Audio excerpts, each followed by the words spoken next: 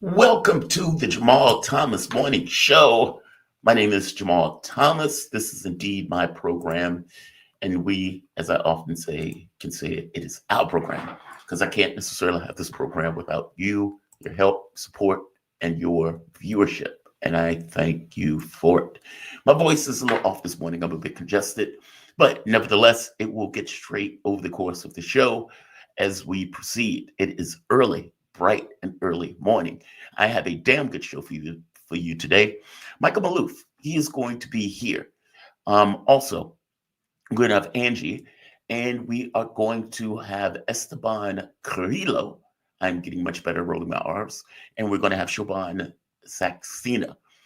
A few things. The reason why I'm bringing on Shoban is because there was a report that came out that there was a coup attempt in Brazil where you had these people who were part of the federal police that were trying to either kill Lula.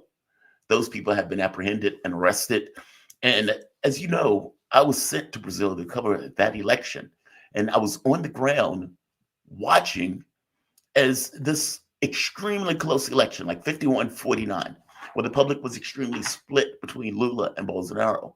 But you had a portion of that public that was actively lobbying the military to intervene in the election in order to put Bolsonaro in power. Just astonishing, just utterly astonishing. You also had people literally camping out at the military base. Some of the people I talked to said we need a dictatorship. The more I talk to those people, the less they seem all that wanting of a dictatorship. But nevertheless, you had that element that was in Brazil that wanted to blow off the election in order to put their pick in power. That didn't work. And if you remember, Bolsonaro over and over again was acting like he wasn't going to accept the results. People fell in line almost immediately when it was clear that Bolsonaro lost. I will tell you something else. It didn't take a week for them to get the ballot. Looking at you, California. Meaning in Brazil, a country of 200 million, by 9 o'clock or 9:15, they had already decided the race, and those precincts and everything else had been determined, and the overwhelming majority of the population had voted. I don't know why we can't do that in California. Don't know why we can't do that in California. Nevertheless, that did take place, and those people will be held, and consequences will be meted out.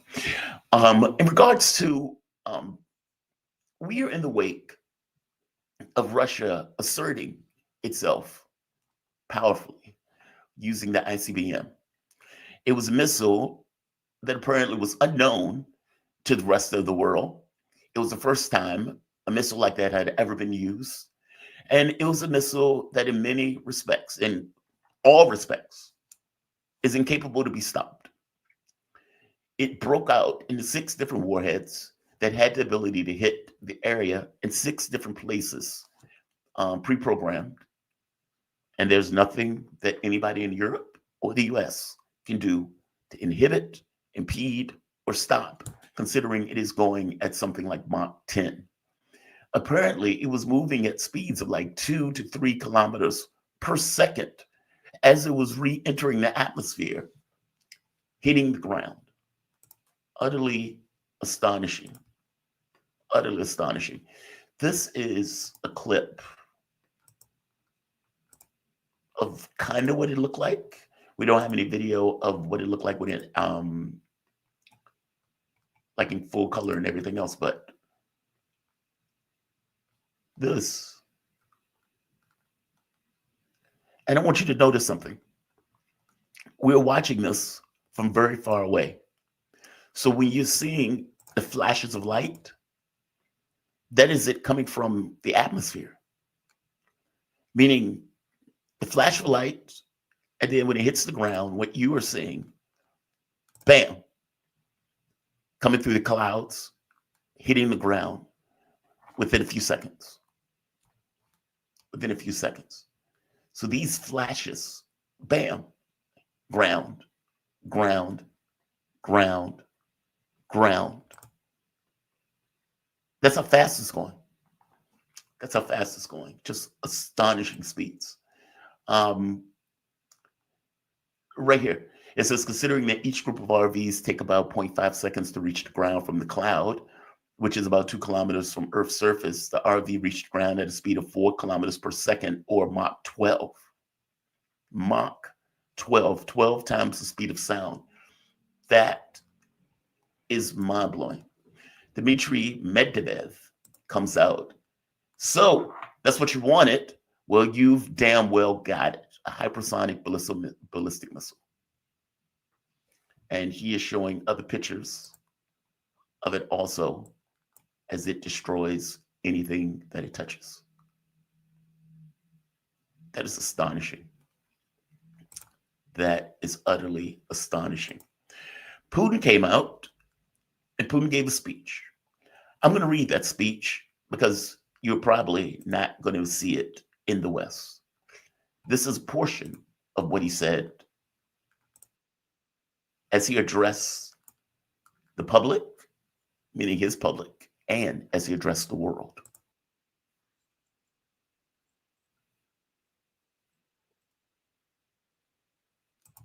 And they are trying to... 1 second. Let me back this up 1 second, because I want you to see what he is trying to get across to the world. As I pointed out yesterday, the entire point was to do something that was dramatic enough to get across. We're not bluffing. We're serious. If you want to continue to escalate these attacks and what we would do in regards to getting across our seriousness, we'll get more dramatic because we are trying to prevent a war.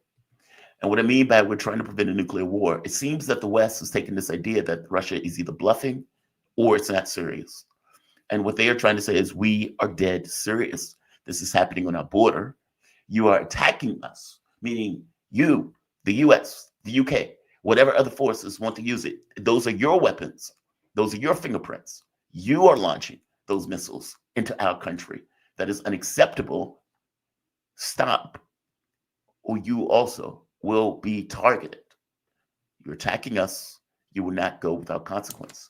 He is trying to make this point brimmingly clear, and it doesn't seem like Europe is getting the message, hence the latest weapon system to be used. This is Putin giving his speech, and like I said, I'm going to read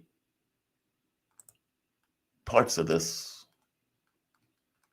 because I don't think the seriousness of this moment can be understated. We are living in a modern Cuban Missile Crisis with roles reversed. And the catch becomes, do we have leaders who understand and who grasp the severity of this moment, as opposed to delving into political rhetoric? This is not about political rhetoric. This is not about an argument to take place. This is Russia being very clear and explaining, you are bringing the world to the precipice. I'll let him speak for himself. It is not Russia, but the United States who have destroyed the system of international security.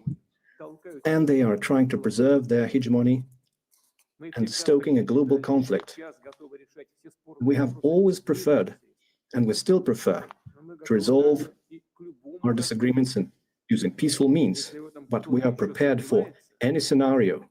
And if anyone has any doubts, they shouldn't. There will always be a response. If anyone have any doubts, they shouldn't. There will always be a response. And one of the most interesting parts of that short clip, and I'm going to read this statement in large, but you are trying to maintain your hegemony. Dead on. Because as we pointed out the other day, or as I pointed out the other day, a lot of this has to do with this idea that we are in charge, we are in control, the Soviet Union has collapsed. And the issue of Ukraine is about more than Ukraine. It is about this notion of whether Western powers have the power and capability economically, and for that matter, militarily, to affect their will on the globe. And it just so happens that they tried to do this in Ukraine with the expansion of NATO, with the overthrow of the NATO, of the Ukrainian government, with the blowing off of the Minsk agreements, and with the blowing off of the Istanbul agreements, with the thought, we're the West, We can control it. Keep going. We're going to keep you pushing to the last dead Ukrainian, but we're going to win this thing. And then when it became clear as day, even in Western media, that they are losing, that not only could you not economically destroy Russia, Russia has moved into number 4 in regards to global economies, with Britain falling out of the list. Germany has effectively imploded, and Europe has been economically damaged by the actions that European leaders have taken. So no, you weren't able to economically destroy Russia. And from a military standpoint, your Ukraine has been crushed. This geopolitical expansionary project of using Ukraine as a platform to attack Russia has fundamentally collapsed. And there is nothing that you could do to change the context of this war. And instead of accepting that and taking their ball and go home and recognize, okay, we lost, their plan is to escalate further into something that can bring the world into nuclear obliteration. We are whistling past the graveyard, and the leaders in Europe and the leaders in the US don't seem to fully accommodate that. And a lot of that has to do with ego, a lot of it has to do with hubris, and a lot of it has to do with this notion of not being willing and able to accept the fact that they fundamentally failed and that the world is beyond this unipolar moment. And we're into a multipolarity. If Ukraine doesn't make that clear, I don't know what will. And if Ukraine doesn't make that clear, then we're all screwed. Joe Biden fundamentally lost that race. And he lost that race because, in part, the American public said, we don't trust you. And when it was litigated about what direction we go, Harris and Biden lost that litigation. They lost the election. And this was one of the key issues to be part of that election. Joe Biden can't accept that. And because Joe Biden can't accept that, he's decided to escalate with this notion of trying to drag Ukraine closer into Europe or closer into NATO before Donald Trump takes office and potentially ends it all, meaning ending this $200 billion canard that Joe Biden dragged this world into. It's outrageous. And not just outrageous, reckless, cynical, dangerous, and many more adjectives that can be used to apply to what is taking place. At the end of the day, beyond the adjectives, we are whistling past the graveyard. We are 10 seconds to midnight, and they are taking us closer to nuclear oblivion. It's astonishing. If you think about it, the governments that are doing this have fundamentally collapsed. Kent Starmer is despised by his own population. His population is not on board. Macron is despised by his population and lost election after election after election. The German Chancellor, Olaf Scholz, is humiliating on so many levels. Despised by his population, will lose the very next election that he has to run in. These governments have fundamentally collapsed. Joe Biden is humiliated in that last election, and honestly humiliated just being. The jokes and the memes that were coming from him in every country that he goes to when he ventures to go abroad, humiliating America by his very existence. That same failure that would have been beaten in a landslide if he was against Donald Trump, it was not cognitively there enough to be in either a debate or, for that matter, even run in a race. That less than a lame duck is doing this. It's outrageous. I'm going to get the opportunity to read the speech, but we're going to bring in our guests first. I'm going to take a quick break to get prepared for Maloof. He should be here within the next minute or so. Don't go anywhere. We'll be back in a moment.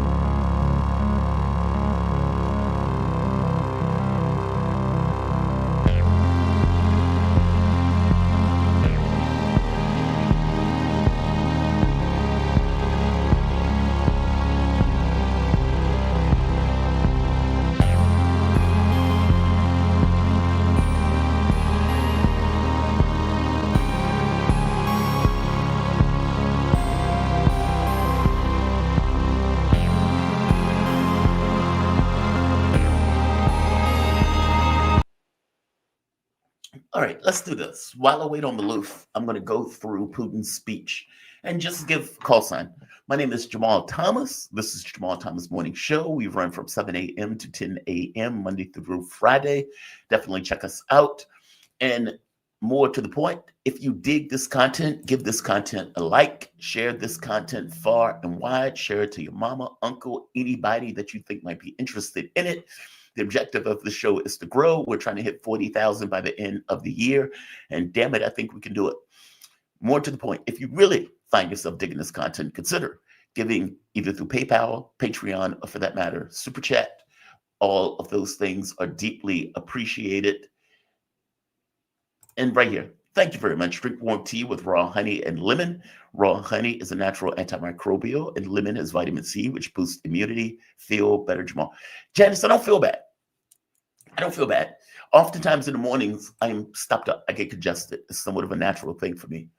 And over the course of the day, it gets better. It levels up. And so if you see me kind of stopped up or so forth, trust me, by 9 o'clock, 8:30, it would have resolved.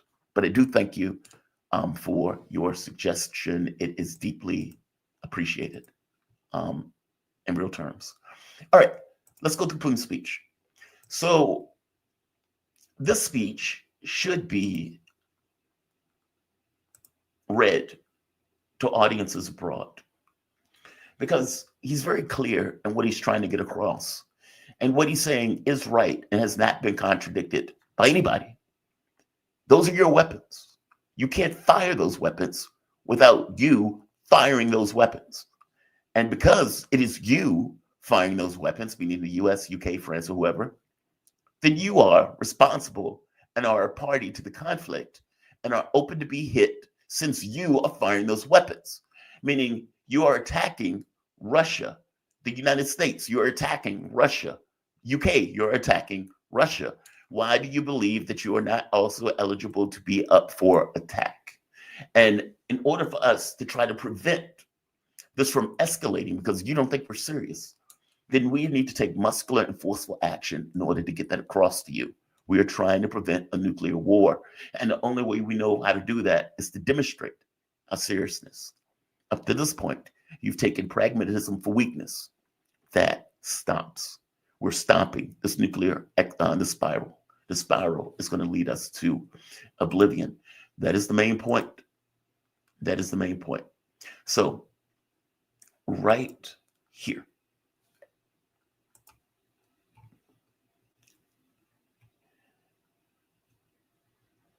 Here's the full text of Putin's speech. I would like to inform the military personnel of the Russian Federation, armed forces, citizens of our country, our friends across the globe, and those who persist in the illusion that a strategic defeat can be inflicted upon Russia about the events taking place today in the zone of the special military operation, specifically following the attacks on the Western long-range weapons against our territory.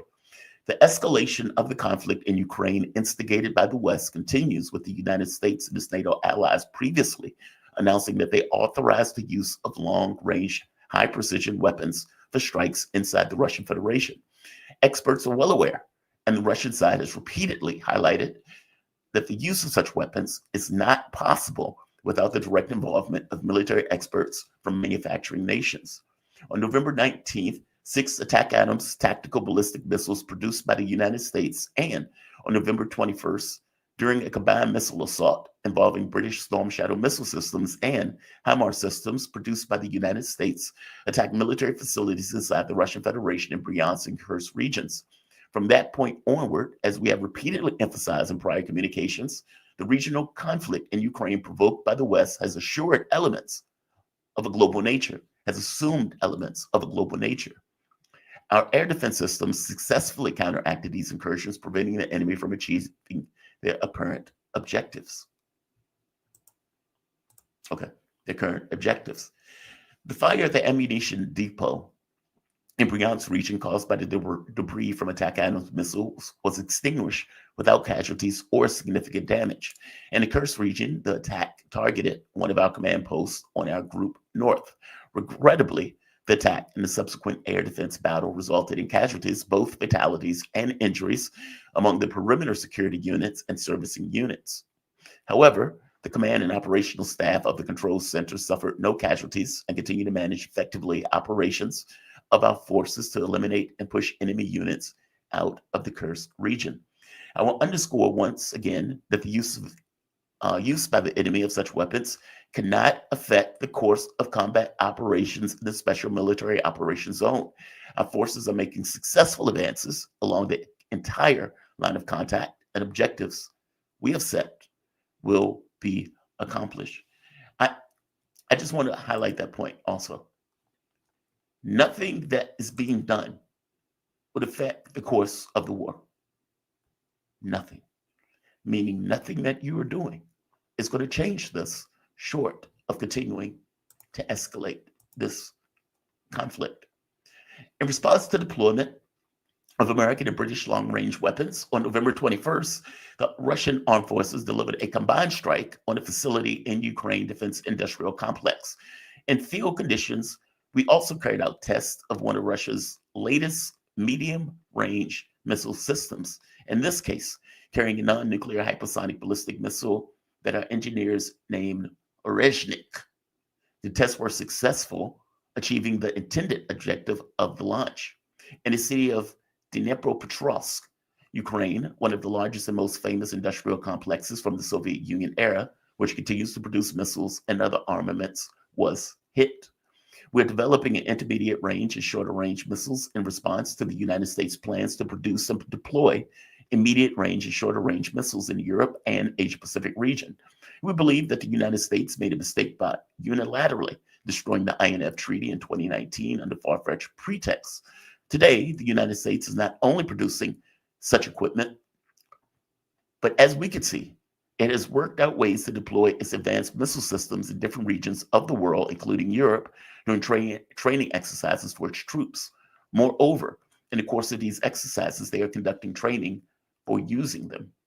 As a reminder, Russia has voluntarily and unilaterally committed to not deploying intermediate range and shorter range missiles until the US weapons of this kind appear in any region of the world. Basically, we didn't start this, you did.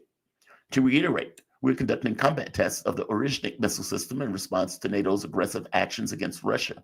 Our decision on further developments or deployments of intermediate range and shorter range missiles will depend on the actions of the United States and its satellites. We will determine the targets during further tests of our advanced missile systems based on the threats to the security of the Russian Federation. We consider ourselves entitled to use our weapons against military facilities of those countries that allow the use of weapons against our facilities, and in case of escalation of aggressive action, we will respond decisively in a mirror-like manner. I recommend that the ruling elites of these countries that are hatching plans to use their military contingents against Russia seriously consider this. I want to highlight that part. And I'll come back to it. It goes without saying that when choosing, if necessary, as a retaliatory measure, targets would be hit by systems such as Arresst on Ukrainian territory, we will in advance suggest that civilians and citizens of friendly countries residing in those areas leave the danger zone. We will do so for humanitarian reasons, openly and publicly, without fear of countermeasures coming from the enemy who will also be receiving this information. Effectively, look, we will give you a heads up when we are about to hit an area. And we will give you a heads up because there's nothing you can do about the fact that we're going to hit that area, meaning you can't do anything about it. So yes, we will give you a heads up because we want you to move people out. We don't want people to die necessarily, but we will hit that area and you can't stop us from doing so, even when we give you prior warning. That is just balls, to put it mildly. Let's keep going. And he says, why without fear? Because there are no means of countering such weapons today. Missile attacks targeted at speeds of Mach 10, which is 2.5 to 3 kilometers per second. Air defense systems currently available in the world and missile defense systems being created by the Americans in Europe cannot intercept such missiles. It is impossible. I would like to emphasize once again that it was not Russia, but the United States that destroyed the international system. And by continuing to fight, cling to its hegemony, they are pushing the whole world to a global conflict. We have always preferred and are ready now to resolve any and all disputes by peaceful means, but we are also ready for any turn of events. If anyone still doubts this, make no mistake, there will always be a response. That is called clarity. The other part, we would determine our targets, further test our advanced missile systems based on threats to the security of the Russian Federation. We consider ourselves entitled to use our weapons against military facilities of those countries that allow use of their weapons against our facilities, and in case an escalation of aggressive action. Effectively, Europe, the US, if you are using these systems to hit us, you are fair game, and we will choose our targets accordingly. That is a warning.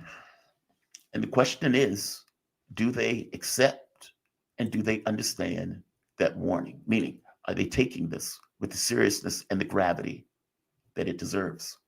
Well, one person from the US came out. This is, I want to get his name right, US Strategic Command spokesman, Rear Admiral Thomas Buchanan.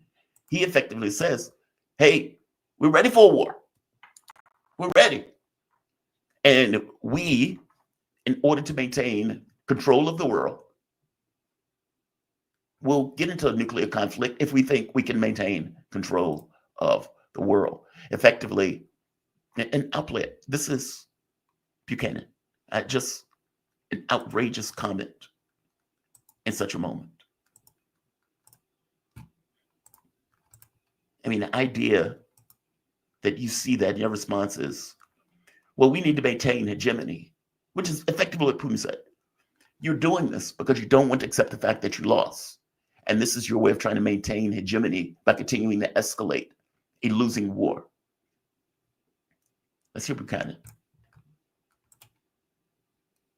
Talk about non-nuclear and nuclear capabilities.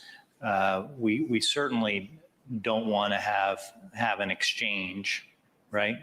I think everybody would agree if we have to have an exchange, then we want to do it in terms that are most acceptable to the United States. So it's terms that are most acceptable to the United States that puts us in a position to continue to lead the world.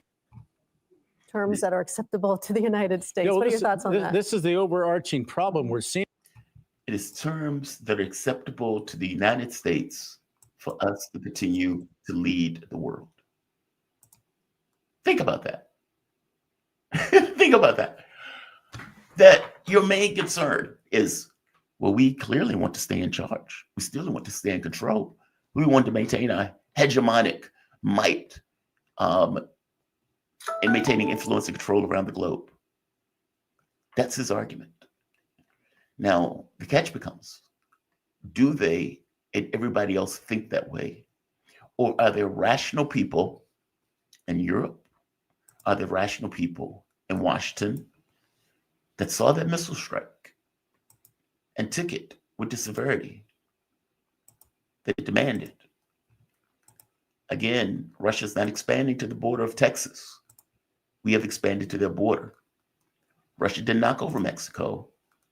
We knocked over Ukraine. Meaning, these are actions that are being taken by the West. It is not the other way around.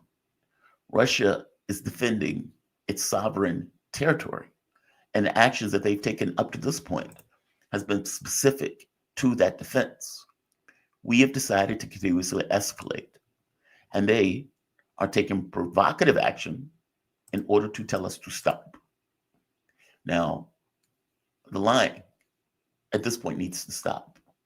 The propaganda at this point needs to stop. And I don't know if they can accept the fact that the world is moving on from this hegemonic nonsense. I don't know if accepted that fact. Unless they want this to be Britain or Paris or Warsaw or Washington, D.C.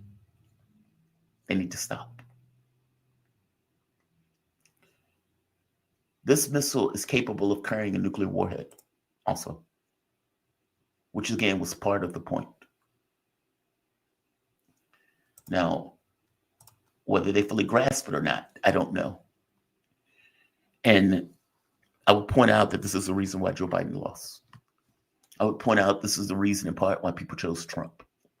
One was talking about forever wars, and the other one pointedly kept saying, I'm going to end wars, not start them.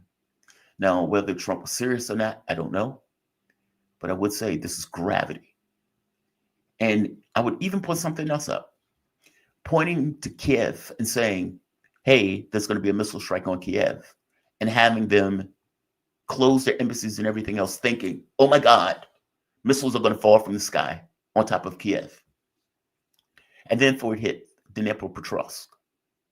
Okay, well, why did that happen? Did the Russians just get it wrong about it hitting Kiev? No, it was a warning. We have the capability to do this. This is our example. And in the same way that we warned Kiev that this was going to hit next time, it will flatten the capital of Ukraine. Don't screw with us.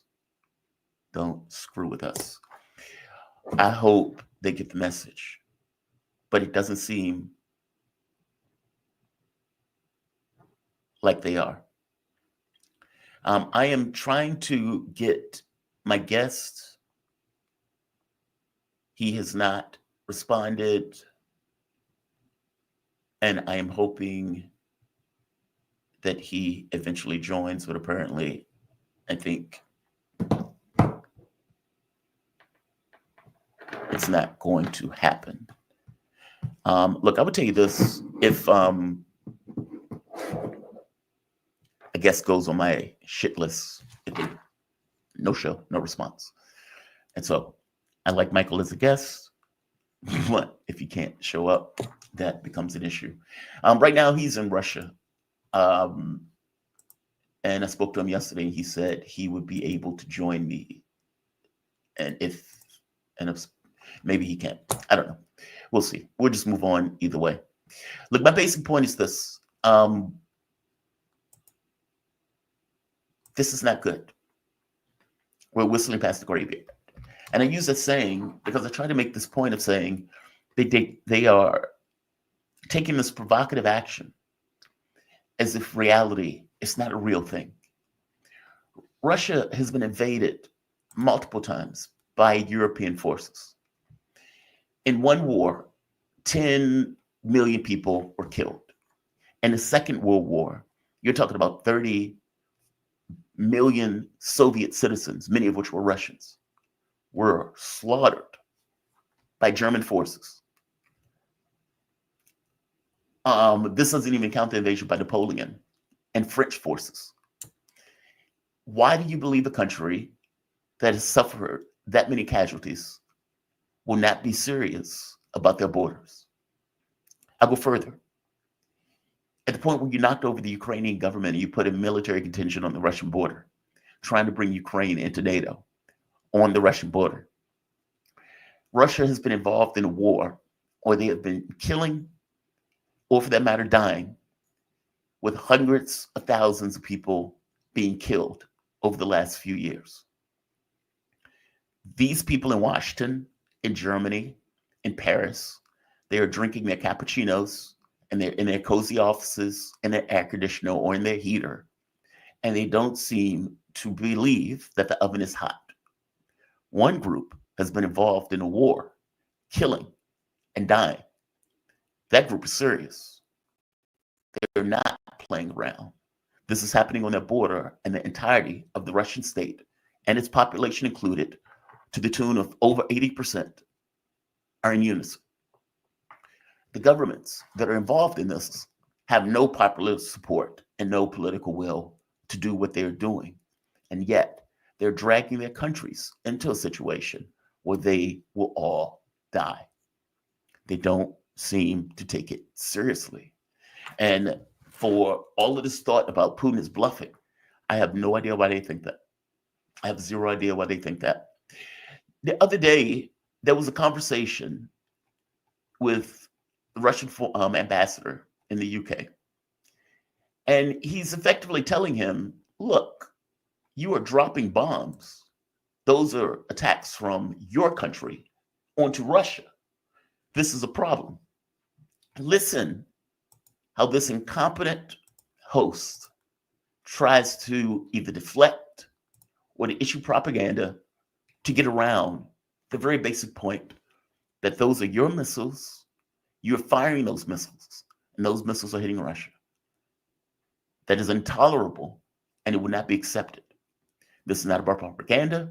This is not about you coming up with some kind of rhetorical flourish. We're not here to have a conversation.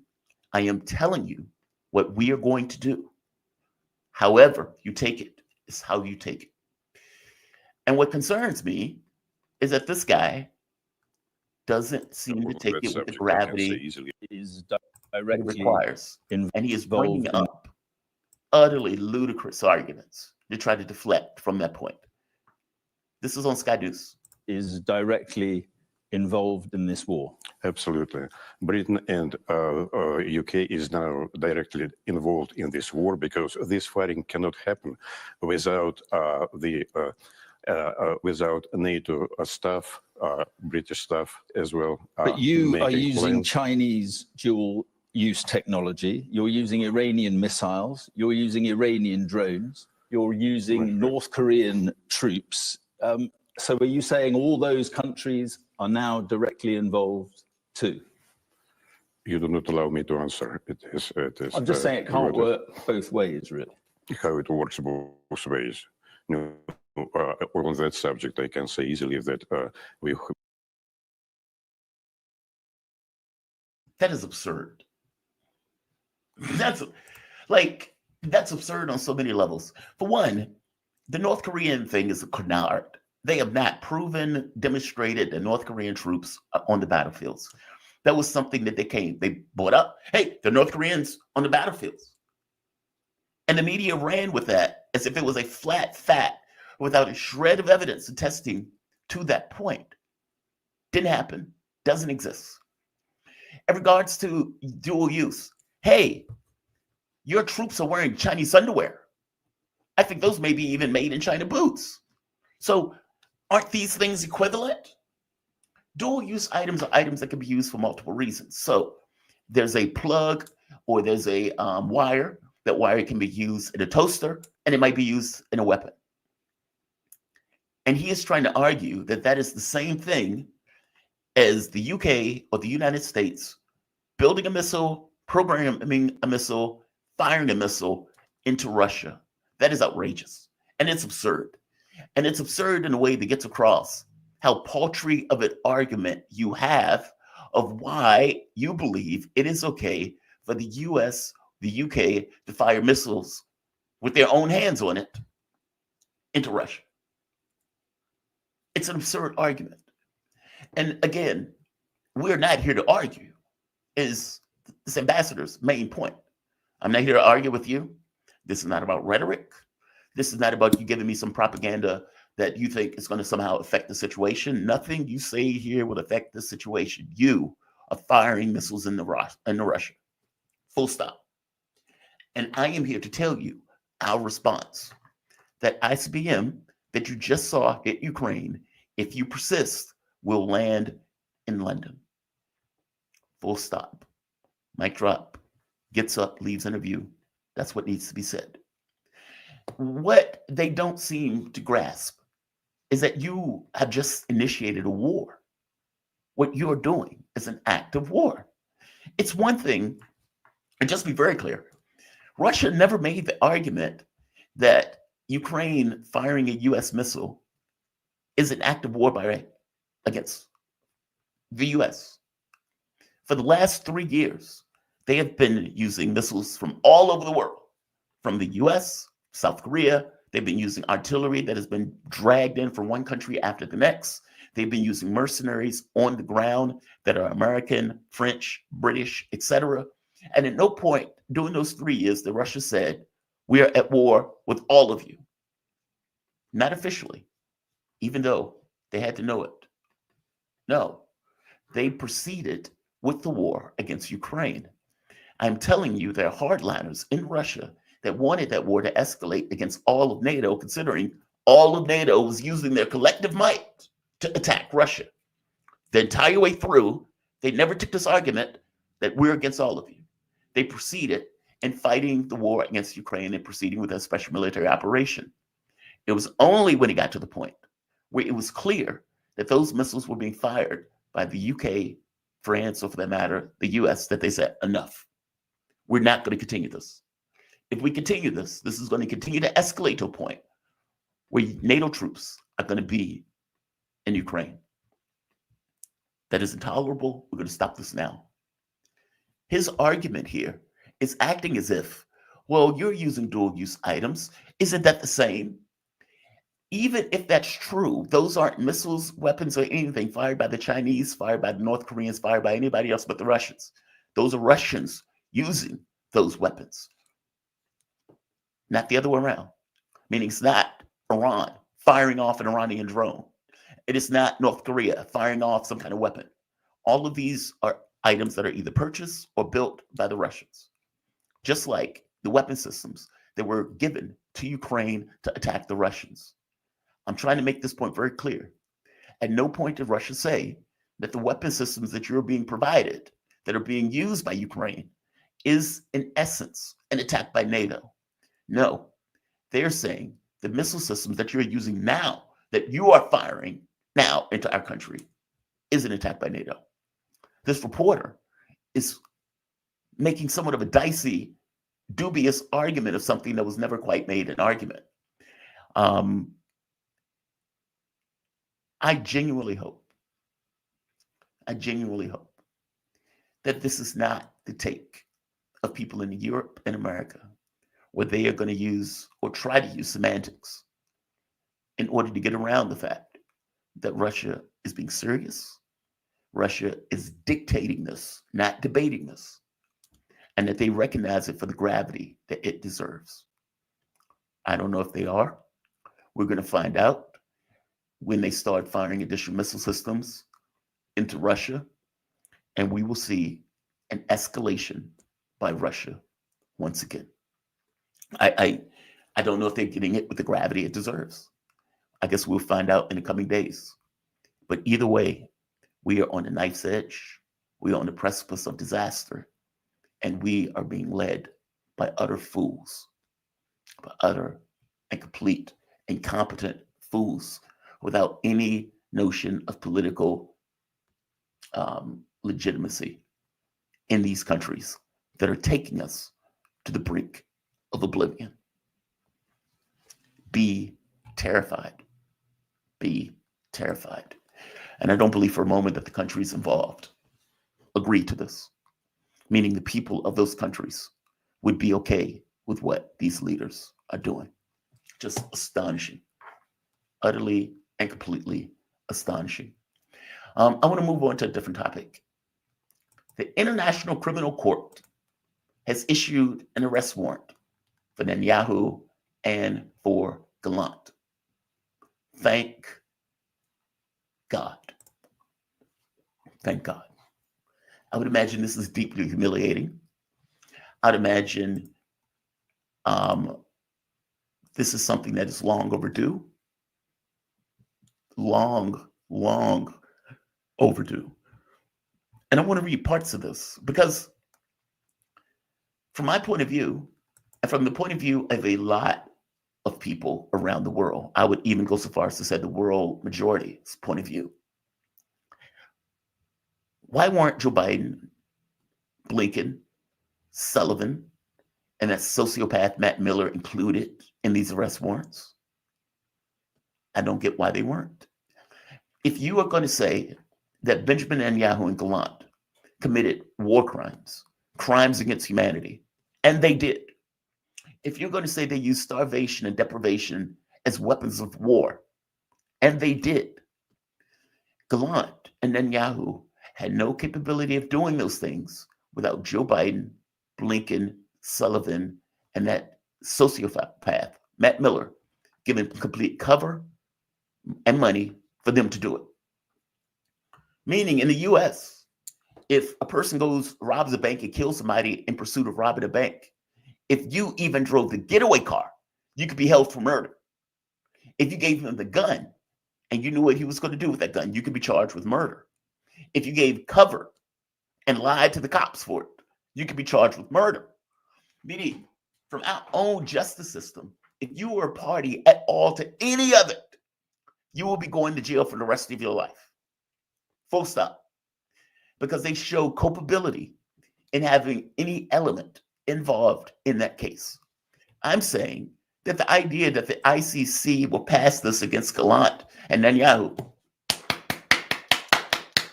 great. Why isn't Joe Biden on that list? Why isn't Joe Biden on that list?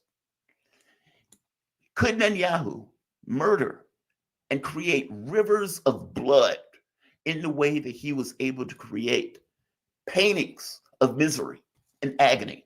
Could he have done that without Joe Biden giving him the money and political cover to do so?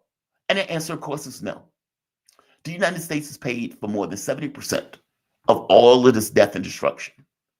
So how do you put out arrest warrants that are somewhat incomplete? Blinken, Biden, Sullivan, and Matt Miller should have been on that list, standing right there, looking like criminals with Netanyahu and Gallant. Full stop. Full stop. I accept and I thank the ICC for even going this far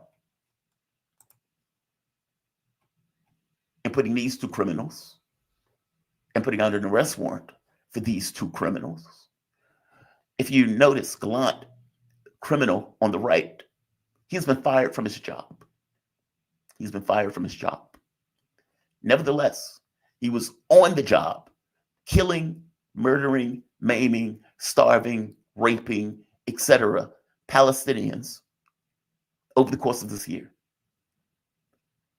Prolific murderer of women and children, even using AI technologies to do so, leveling apartment buildings, homes, churches, mosques, schools, UN buildings, food trucks, food shelters, shelters in general, tents, refugee camps, all were targets. And all targets were hit. I showed a picture of what was taking place in Gaza the other day. The level of destruction is unimaginable. Unimaginable. And they're still continuing to kill and maim. Just yesterday, they killed, 88 people in a bomb strike that leveled a neighborhood. They're still doing it. And there are all sorts of questions to be asked about this arrest warrant, about whether or not it's ultimately going to matter. Now, there are two frames to this. In one sense, yes, it does matter. It does matter. They've been committing genocide. There's another side to this about the US and its inability to stop this warrant from going through, which gets across the level of anger and resentment from the rest of the world as they appraise this situation. They're pissed off, as they should be. I guess my only disagreement with this is that it doesn't go far enough. It should also include Biden, Blinken, Sullivan, Matt Miller. I want to read part of this. This is part of the statement that is in the document. The chamber considered that there are reasonable grounds to believe that both individuals intentionally and knowingly deprived the civilian population in Gaza of objects that are indispensable to their survival, including water, medicine, medical supplies, as well as food and electricity, from at least 8th of October 2023 to May 2024. This finding is based on the role Mr. Netanyahu and Mr. Gallant had in impeding humanitarian aid in violation of international humanitarian law and a failure to facilitate relief by all means of its disposal.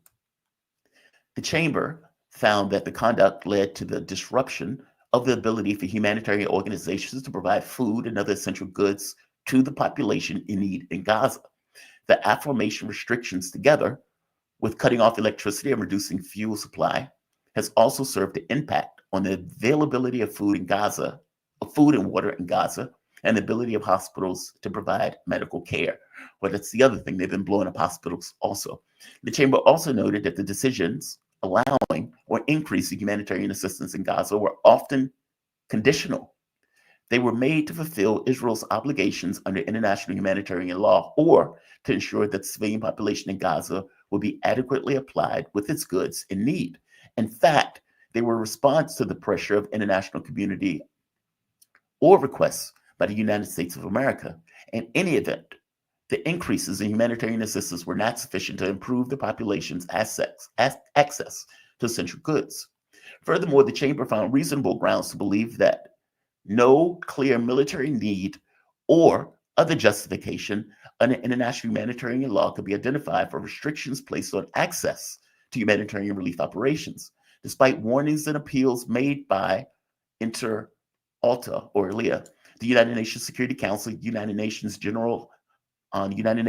Secretary General, the states and governmental civil society organizations about humanitarian situation in Gaza.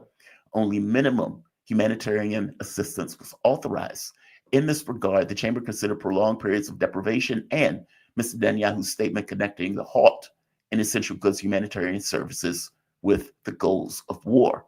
The chamber therefore found reasonable grounds to believe that Mr. Netanyahu and Gallant bear criminal responsibility for war crimes of starvation and the methods of warfare.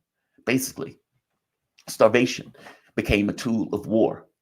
And they looked at the statements that was coming out of the Israeli government attesting to that fact, that they were cutting off food, electricity, etc., things that they know human beings needed to live for the entire point of ensuring that those people don't live. It became a war aim in and of itself. The chamber found that there are reasonable grounds to believe that the lack of food, water, electricity, fuel, and specific medical supplies created conditions of life calculated to bring about the destruction of part of the civilian population in Gaza, which resulted in the deaths of civilians, including children, due to malnutrition and dehydration. Children have been starving to death in hospitals. On the basis of material presented by the prosecution covering the period from 2024 of May, the chamber could not determine that all elements of the crime against humanity or extermination were met. However, the chamber did find that there are reasonable grounds to believe that the crimes against humanity of murder was committed in relation to the victims. Just outrageous. Just outrageous. Effectively, the ICC points out, we can find no reason that you were using starvation in anything other than the point of starvation. There wasn't an aim any more than the aim being to kill the population, the civilian population at that.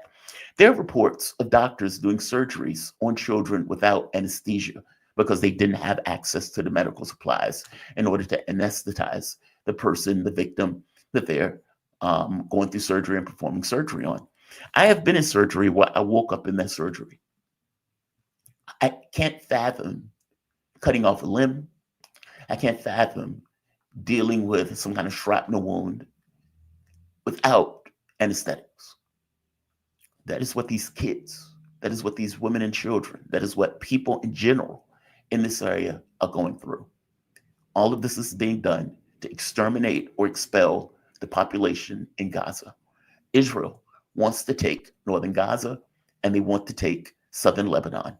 And what they're doing in Gaza, they are doing it in southern Lebanon. The language that they're using is even the same in the way that they're applying it. And look, the reality of it is, though, Hamas is a ragtag band of resistance. Hezbollah is more of a military. And we have seen that once the Israeli military has been put up against a more of a fighting force, they're losing large amounts of men and materials in that fight against Hezbollah in southern Lebanon. And they are not making strides or gains in trying to occupy southern Lebanon. They've come up with an actual contingent that can fight and is willing to resist. And what Israel has decided to do to punish the fact that they're losing a lot of manpower on southern Lebanon is just to bomb civilians.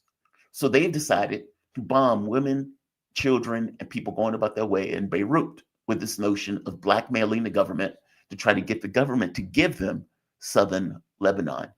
Give us this territory or else we will continue the bombing. We will continue to kill women and children indiscriminately if you don't give us southern Lebanon.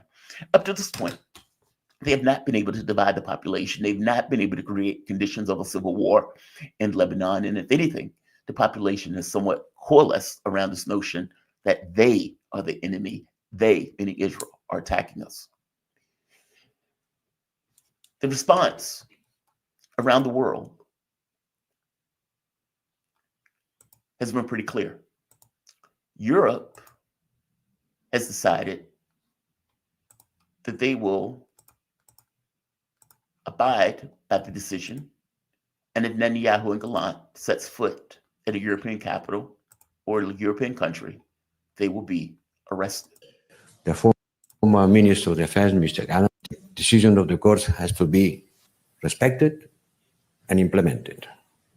So I take note of the decision of the International Criminal Court to issue arrest warrants from Prime Minister Netanyahu, the former Minister of Defense, Mr. Gallant, and the Hamas leaders, Dave.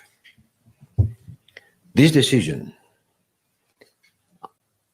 is a binding decision, and all states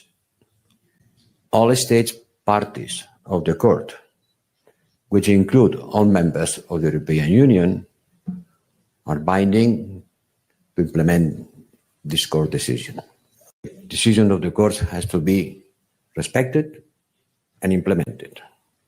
So I take note of the decision of the International Criminal Court to issue arrest warrants from Prime Minister Netanyahu, the former Minister of Defense, Mr. Gallant, and the Hamas leaders, Dave. This decision is a binding decision, and all states. So he's pretty clear. This decision is a binding decision of all states. Effectively, you all, any state that Netanyahu steps foot in, will be arrested. That's what he's saying. Any state that Netanyahu steps foot in Europe, he should be arrested. He continues right here on Twitter. I take note the decision of the International Criminal Court to issue arrest warrants to Prime Minister Netanyahu, former Gallant, and Hamas leader Dief. These decisions are to bring the states party to the Rome Statute. Effectively, we will stand by what the International Criminal Court is saying on this. And if he sets foot in Europe, he will be arrested. He will be arrested. What about Justin Trudeau, who's not in Europe? What does he have to say about this? Meaning Canada. If he sets foot in Canada, then what? Now that the ICC has issued warrants for Prime Minister Benjamin Netanyahu and his former Defense Minister Yoav Gallant, Canadian law enforcement is obligated to arrest them should they come to Canada. Will you allow that to happen, or will you step in to prevent an arrest? First of all, as Canada has always said, it's really important that everyone abide by international law. This is something we've been calling on from the beginning of the conflict. We are one of the founding members of the International Criminal Court, International Court of Justice. We stand up for international law, and we will abide by all the regulations and rulings of the international courts. So if he sets foot in Canada, he will be arrested. Great. What about America? Also, founding member of the ICC. What does America have to say? Certainly America is going to stand by the International Criminal Court of Justice, right? Right? Are we going to stand by it? I mean, keep in mind, we help set up these institutions and these bodies. Are we going to abide by international law? And yes, I know as I'm bringing this up, I've always say international law doesn't exist because it really in earnest don't. But what does the U.S. have to say about this? What does the U.S. have to say?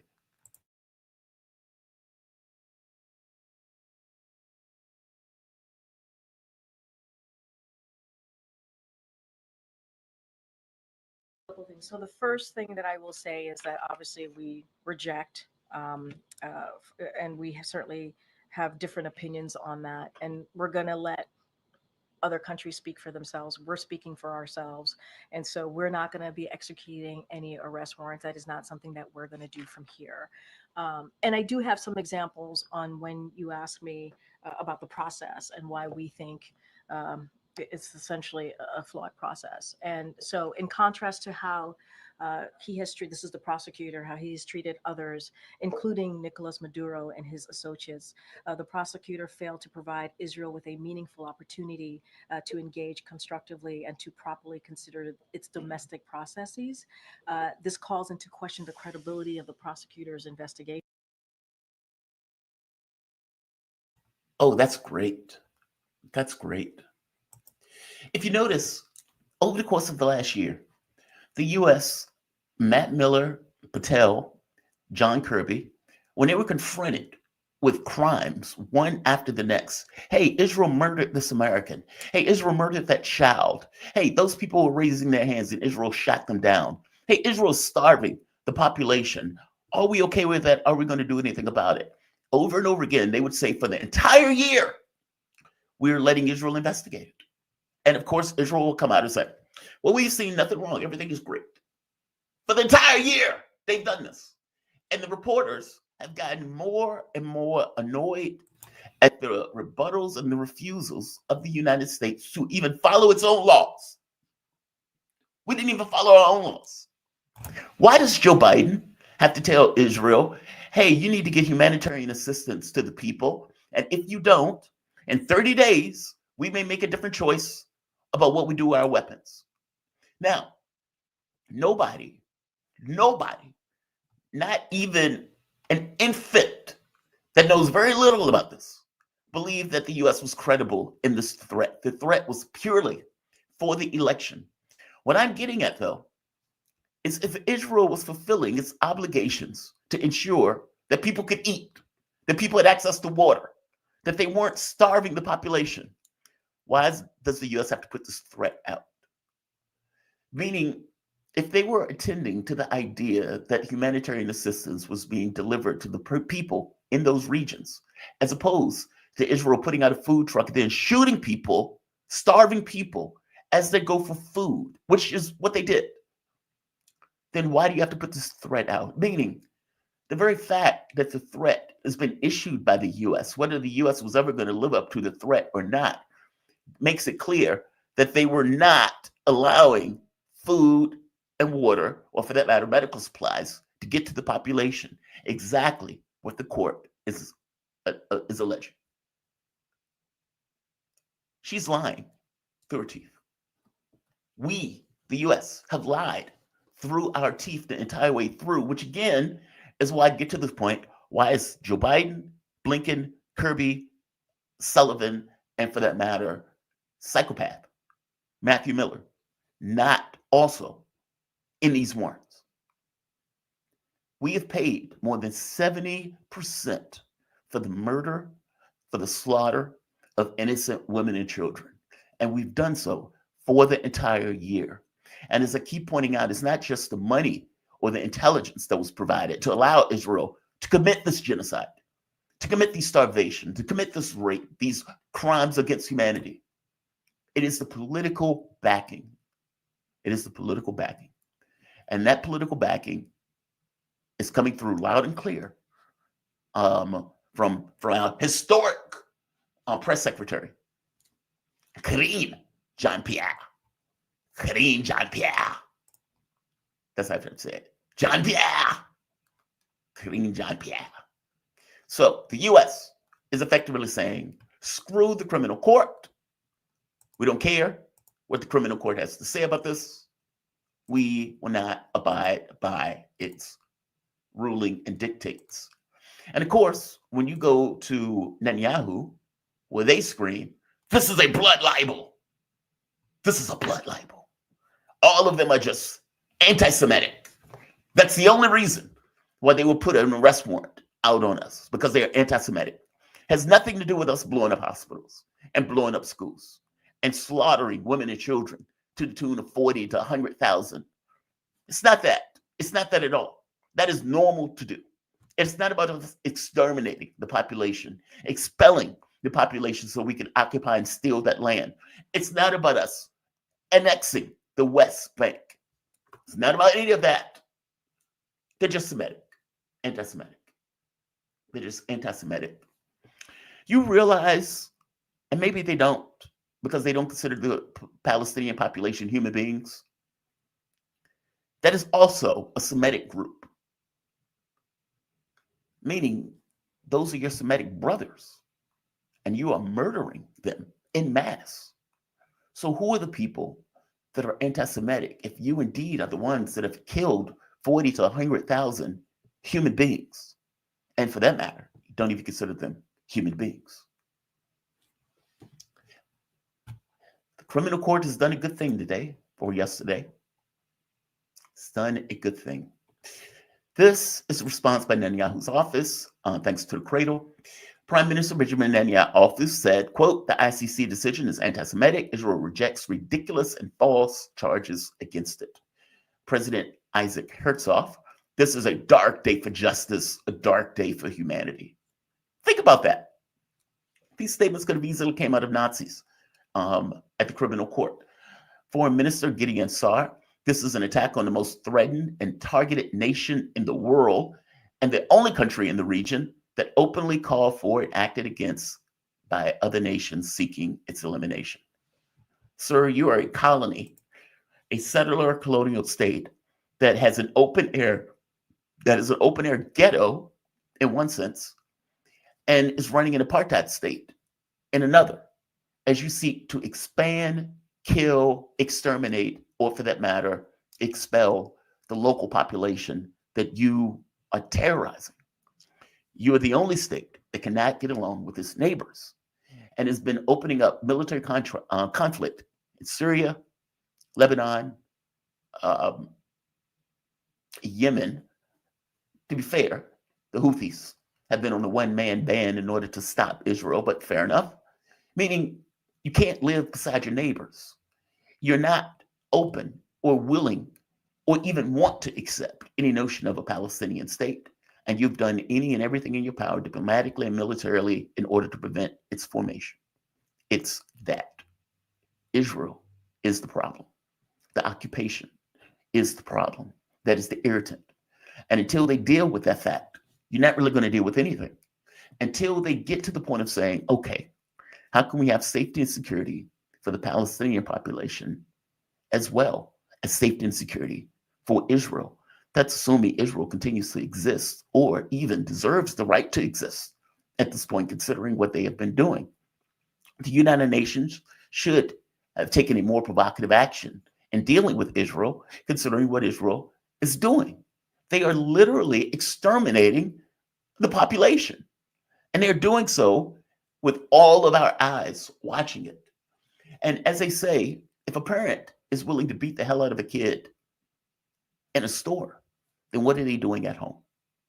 Meaning when the cameras are not on, when nobody was fully watching, when there weren't videotapes being watched, when Israeli soldiers weren't uploading themselves, killing the civilian population or dancing and laughing as people got killed and be put through these horrid conditions, unimaginable conditions.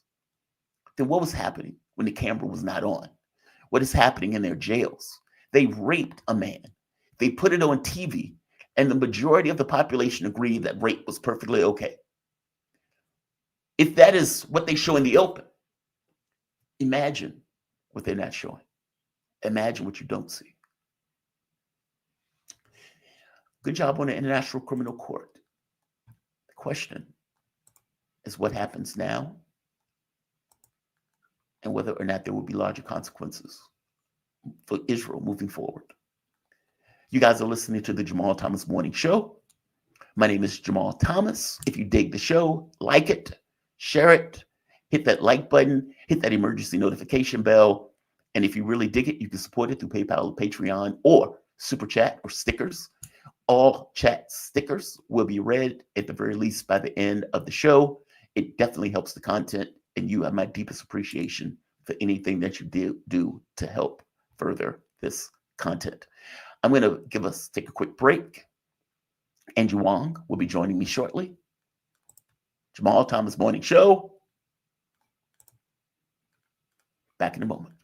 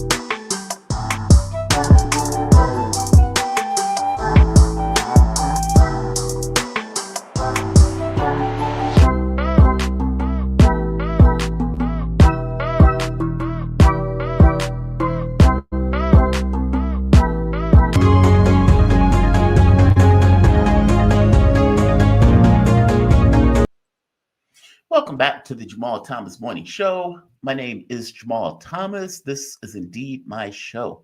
I want you guys to see, while I'm waiting on Angie to come on, this is what the court was also looking at.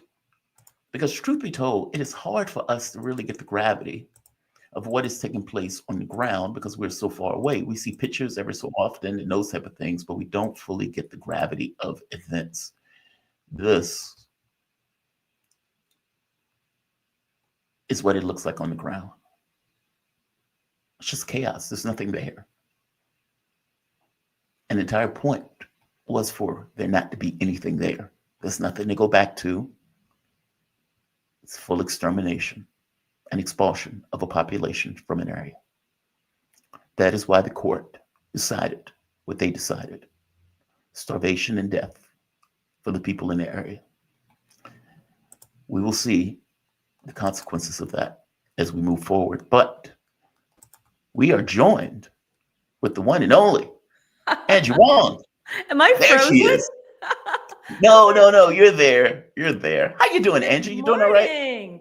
I miss you guys. I'm so happy to be on your show this morning. I just did my mommy drop off, so I'm rushing over to you. This is what I look like in the morning. This is me. What do you say, your mommy drop off? Well, you look great as always, and I do appreciate you doing your mommy drop off. And then I ran over to the studio. I'm like, all right, let me get to this. Let me get serious. It's hard. No, it's serious. I'm like, I hate to talk like this, but it's like, it's hard to be like a woman doing all these different facets, right? Like, you know, you're trying to build your career, you're trying to do your show, you're trying to do the kid thing. I'm also a dog mom, like a wife. I mean, I wear a lot of hats, but so you wear a lot of hats. I mean, look, man, you're not alone. In fact, it's funny. I asked Manila one day, hey, Melody, can you come on to the show? And she's like, I have to drop off the kids. I have to do that. So basically, so I get it. It's like you have all of these responsibilities that you're stuck with just as a mom or as a person, and trying to make all that stuff fit together. Yeah, no, we try to get it going. And you know what? Just keep the smile on, keep the coffee up, and you know, we're good. This is my fuel, guys. And I'm sure for many people. Yeah, I got my coffee right here too. So I feel you on this. Have you seen the backlash against Morning Joe for going to meet Trump? So apparently when Morning Joe came out and told people, hey, we went to kiss the ring. Like basically we want to keep access and our ratings were dropping. So, you know, we went, I know we called him Hitler and I know we called him a fascist, but we went to see him. You know, immediately after they said that their ratings plummeted, it's like their ratings were like plummeting on the spot as they were coming out saying that they were doing that. MSNBC apparently is on the chopping block. We have no idea what's going to happen to them coming up. Again, ratings utterly collapse after the election. Give me your take on that. I mean, isn't that fascinating? Why do you think that? And by the way, that's not isolated to liberals on air. Even progressive talk shows like the Dave Pakman show, Sam Cedar show, these shows also apparently took a hit when Trump won to the tune of thousands. Why do you think so many people just said, screw it, the moment that Trump won? Well, I mean, the reason I'm asking you this is you do media all the time. Yeah. And you've been on, you know, floating around as a political gadfly on these various shows. I'm a talking head. I love it. I've always wanted to grow up to be a talking head. So here we are. Yeah. No, look, it makes total sense, right? Their audience was entirely built on this premonition that Trump is the devil, that he is Hitler, that he is Orange Man bad. Remember, that was the line I was hearing on international television networks back in 2015. That Trump is like the worst thing to ever come into the face of American politics. Now, all of that has really screwed up a lot of minds in this country and really divided us. And also just, it's not been the truth, right? It's just one-sided because it's great to taunt people. It's great to be the media bully. And they've built an entire audience arch based on that. And that's where they can't keep going. They realize this man is going to be president of the United States for 4 years. And the gaslighting has kind of, like, a lot of people have woken up to it. We keep getting more and more data from election 2024. And we're seeing now that no one believes in the hot air that MSNBC, Joy Reid, The View, all these guys, it doesn't work anymore. It was great if you thought that was infotainment, right? But the reality is the majority of Americans don't believe in those lies and don't want to hear it anymore because it's just it went over the top, right? Because there were just things that were beyond slander, that he was a Russian agent. It was just so over the top. And so no wonder why they lost their audience. Now, for Joe and Mika to go crawling on their hands and knees to Mar-a-Lago to kiss the ring, that's because they were made to, because their network execs said, you better go do this because we're about to lose our jobs, all of us. Please save us. And Trump had tea waiting for them, right? So he loved this because this is like his victory lap. This is his revenge. I'm not going to say tour, but this is him going, yep, I won. And now you have to kiss my butt. I love every single second of it. Pursuant to that, the people that he put has been freaking people out, meaning the people he's been picking for his administration. I got to be honest with you.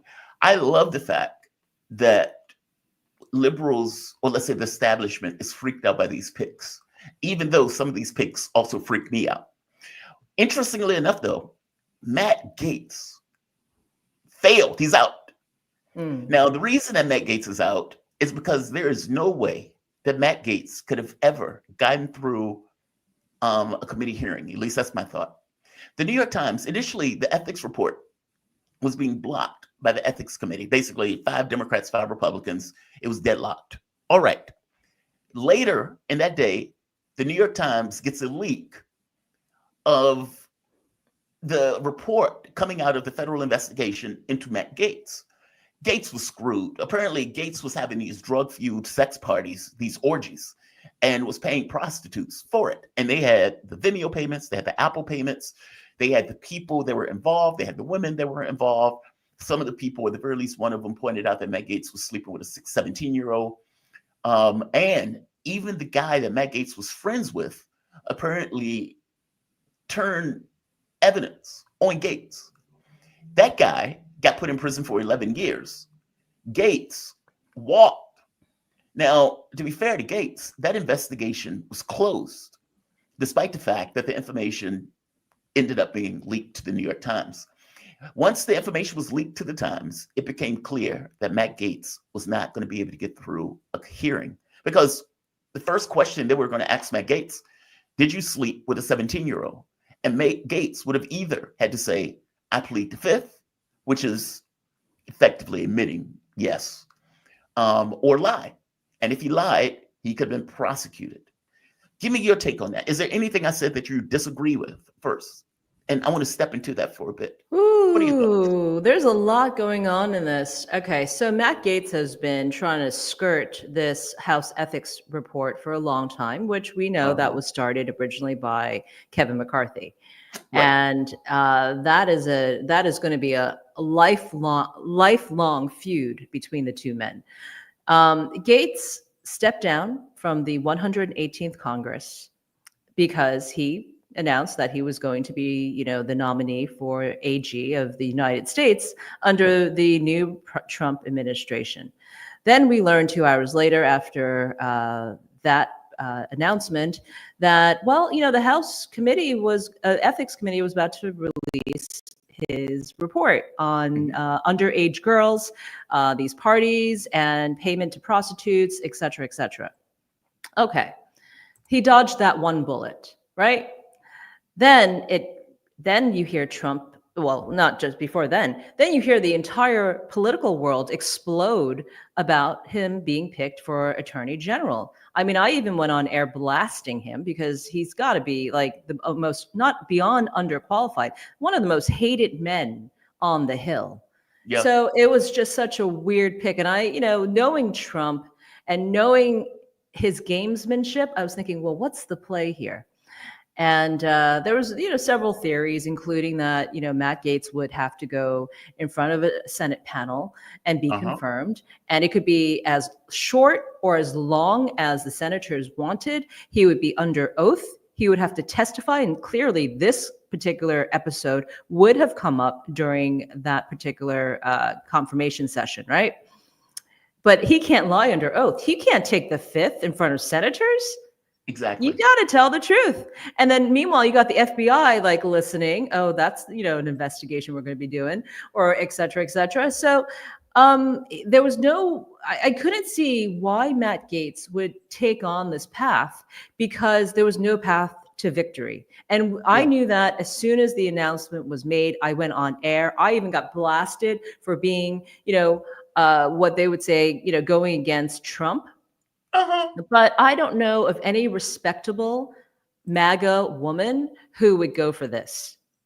And I understand he keeps saying, well, I've not ever been prosecuted. So, you can't, it was just all rumors. No, it wasn't, because when the leaks came out, and let's talk about who the leakers may actually be.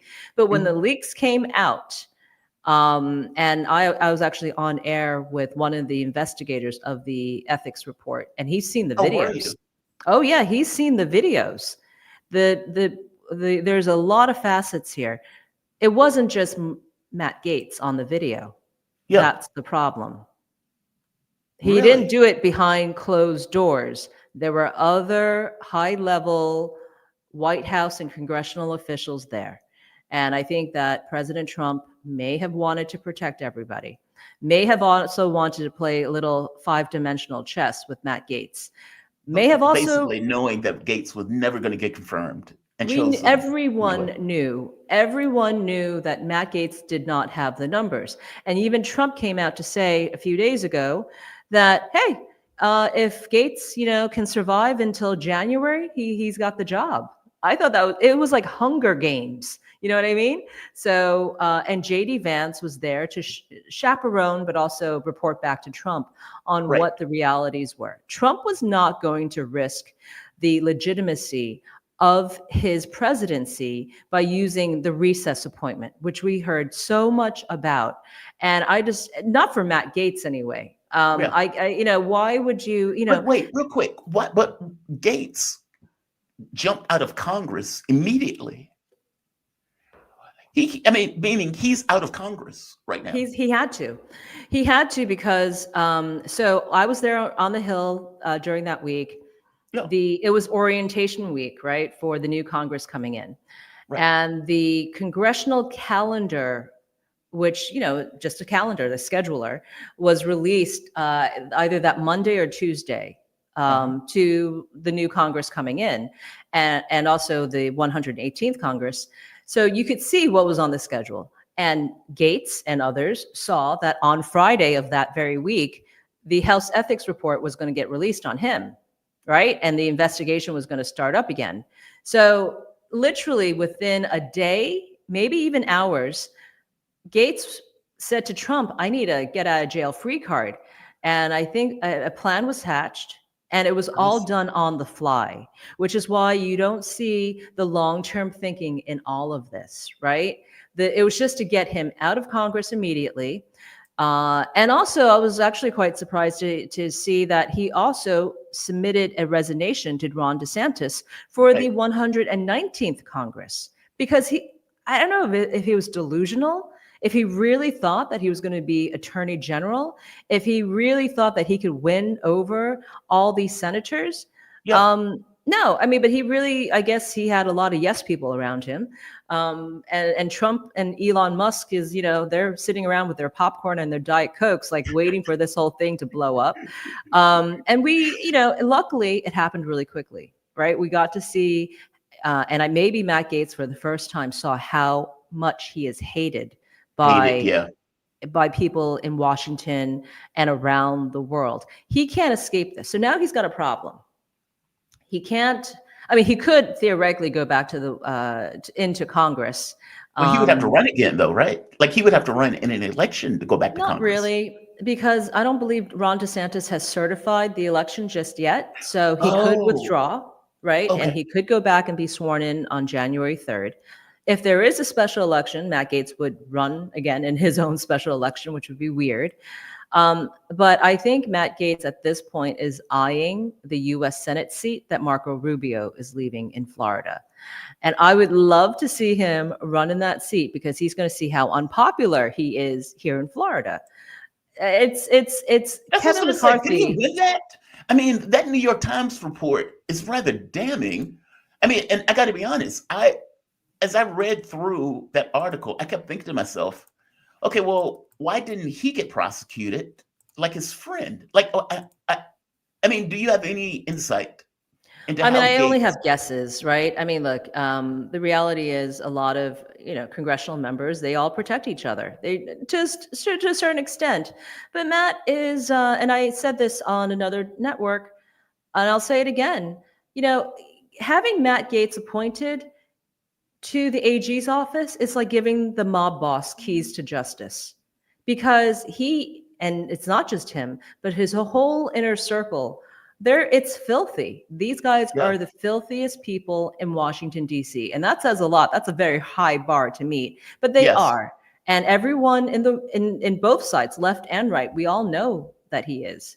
So I'm sure right now there's a lot of people doing the happy dance, including Kevin McCarthy, because Gates fell for it. He fell for the trap.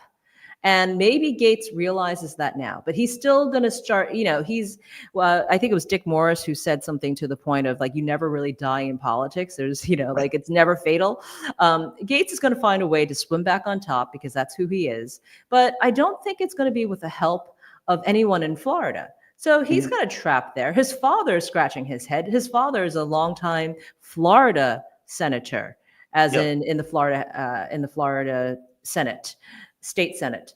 I don't see a lot of pathway. And what was really interesting, the win here was really for Trump, because what Trump got to see was who's really like indebted and loyal to me, right? During this 1 week process, he got to see his true loyalists who will do whatever he says and wants. I compare Matt Gaetz a lot to the Cybertruck, the Tesla Cybertruck, because in my opinion, the Cybertruck is the ugliest car on the road today, but yet all these people keep buying it. I can't figure it out. And it's because of the marketing, it's the association with Elon Musk that people buy this car, right? And same thing with Matt Gaetz. He's like the ugliest car in Congress, but yet Trump is putting it out there like, buy this ugly piece of crap, because I tell you, I'm telling you to. So I think Trump realizes in this exercise, he doesn't really fully have the support of the US Senate. He doesn't. They'll push back on him. He doesn't have full support of Republicans. See, I get the sense that, okay, fair enough. My sense was that they were going to try to give Trump what he wants because he won, and he was able to get the popular vote, and he was able to get the most increases in all states, meaning he has a political gravity about him. And so even if you don't really like Trump, he was still able to get people to bend the knee, to fall in line.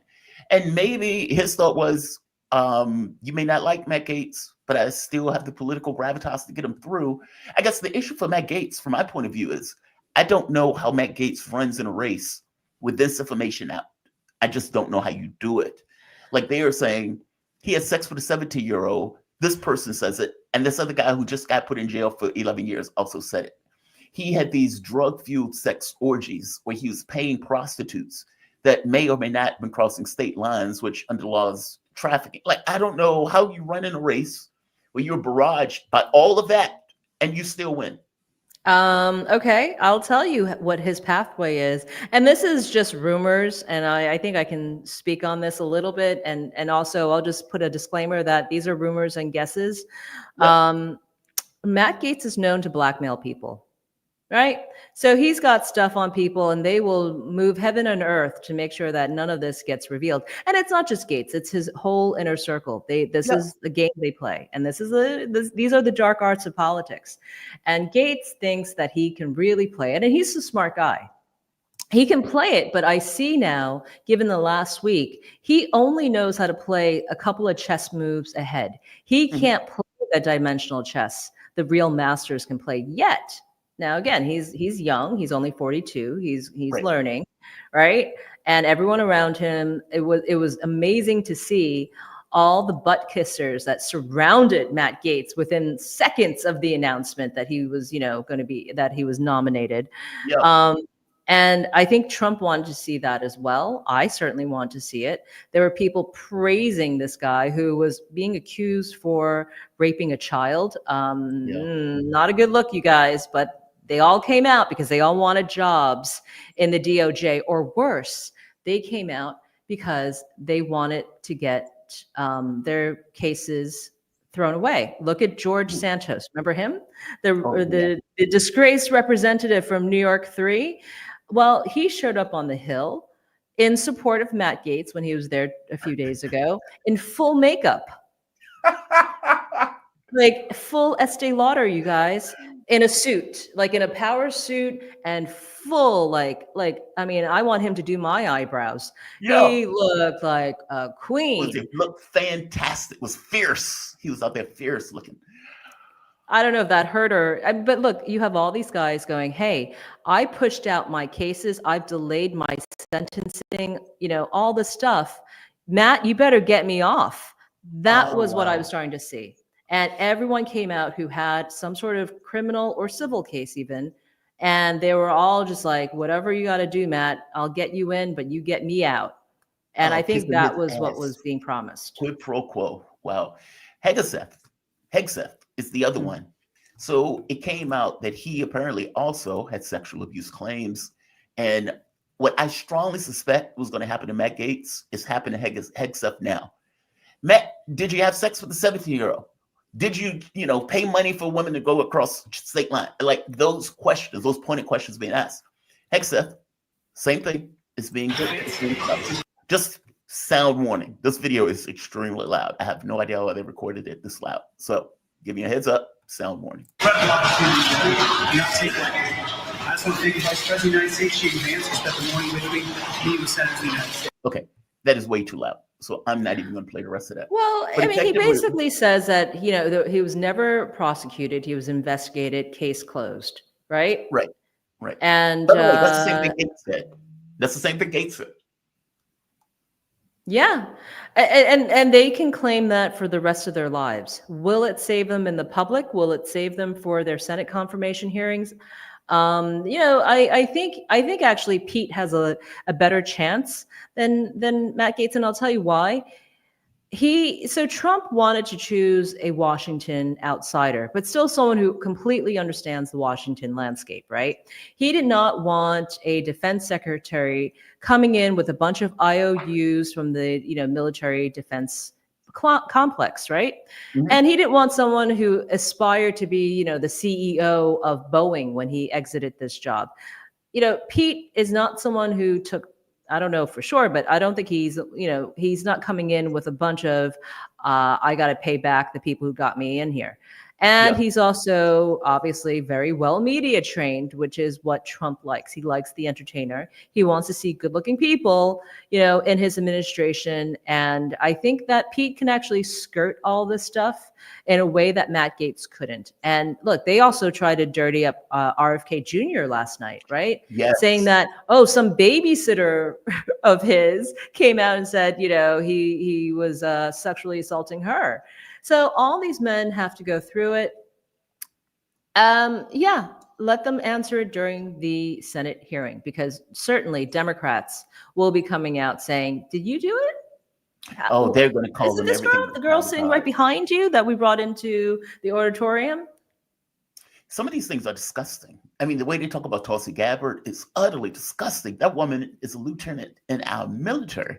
She is literally fought for this country, put her body on the line for this country, and they have called her everything but a child of God. They've been going after RFK. And by the way, I love both of these picks. These are two picks that I'm like, yes. And when I look back, I can't think of any pick for any department that I've typically approved of from any president, left or right. And on this one, Gabbard, I love it. The choice for the DNI. RFK, I love it for the choice of Health and Human Services. His main focus really has been on why are Americans dying 10 years younger than everybody else around the world? And does it have anything to do with our diet? Does it have anything to do with our culture? Or, and more to the point, corporate capture of institutions in our government that are looking out for the best interests of corporations at the expense of Americans? That is fantastic. And so when I see the sugar industry freaking out, or when I see some of these other industries freaking out, I think to myself, that means it's a good pick, right? Like if a corporation is losing its mind because you've appointed somebody to look out for the health and interests of the American public, and I think to myself, okay, well, if they're freaking out, and I don't believe that our objectives are aligned, meaning their objectives is how do we maximize our profit even at the expense of American health? And RFK's point is corporations have too much influence, and this is corporate capture of institutions that's supposed to be looking out for American well-being. I think it's a good pick. It's a good pitch, I hope that RFK Jr. surrounds himself with actual doers and operational people who can actually get it done. I mean, look, I often do the comparison of the DOGE, Dodge, the new department.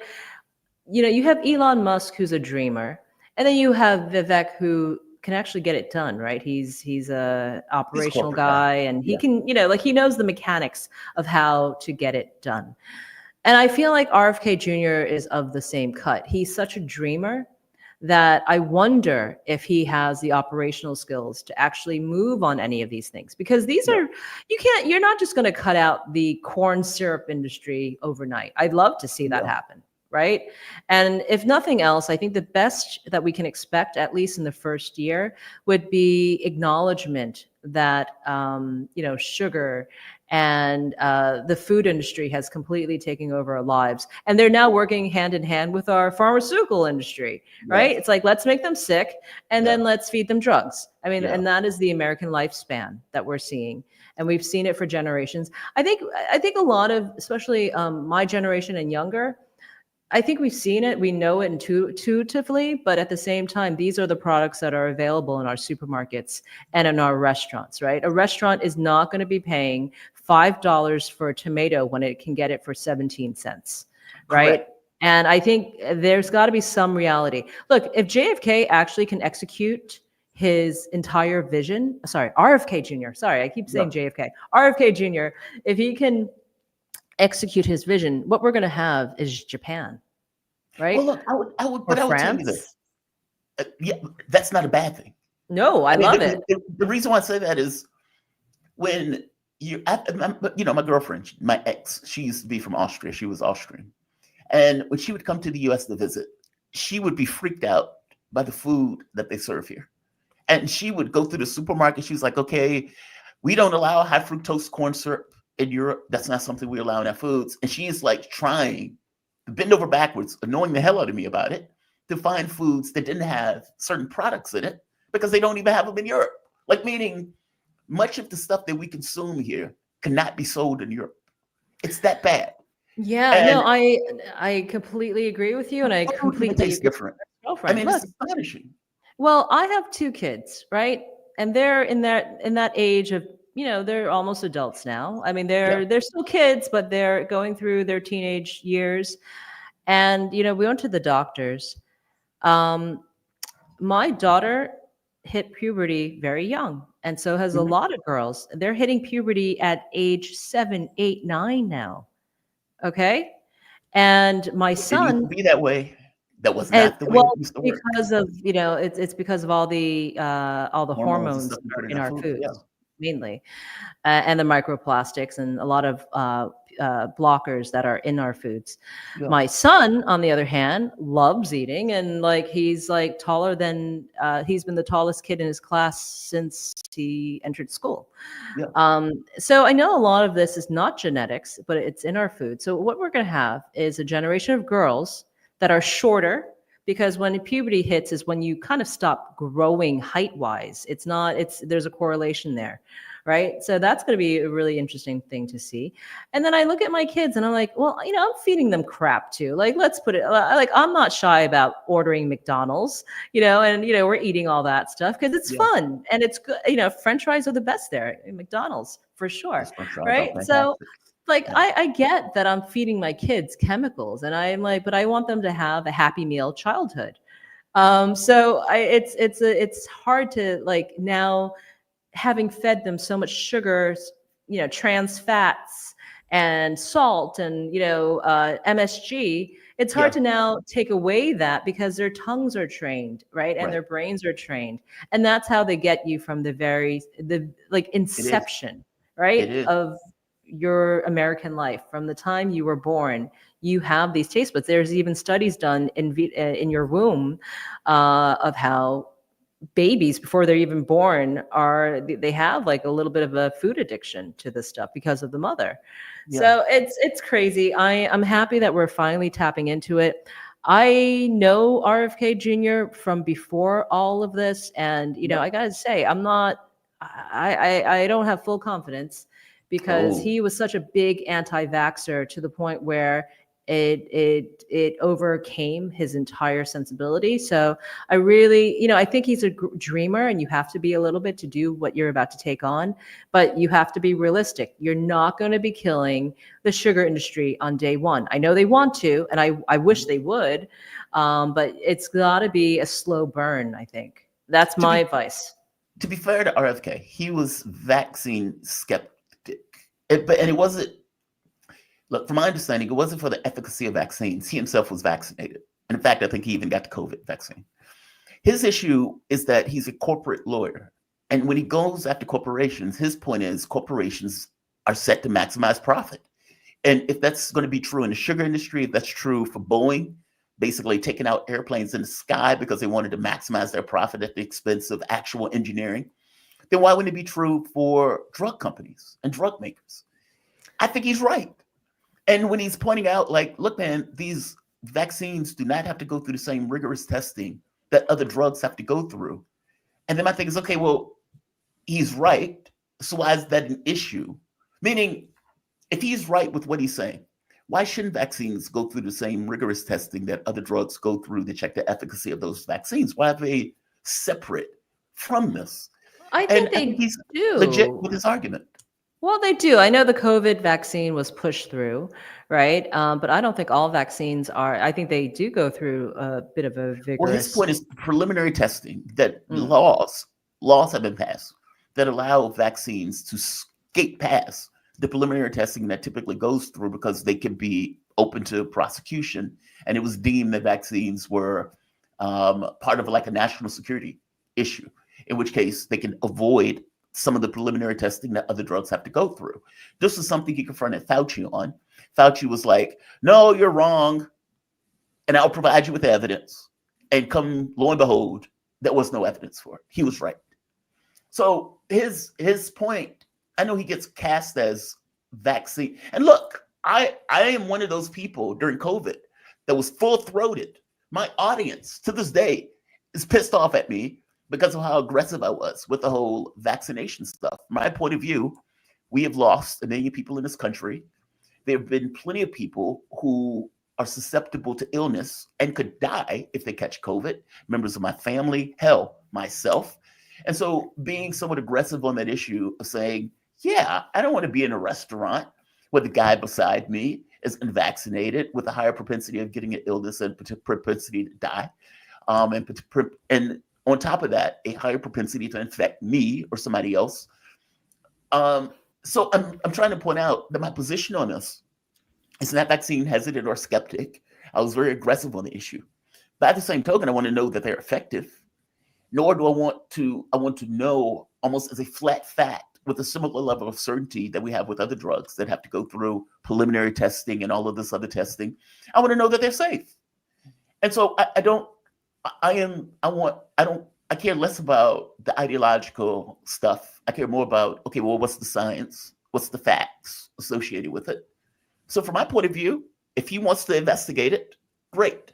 Meaning if they're right and there's no issue with vaccines, it's almost like drinking water, then why can't we prove it?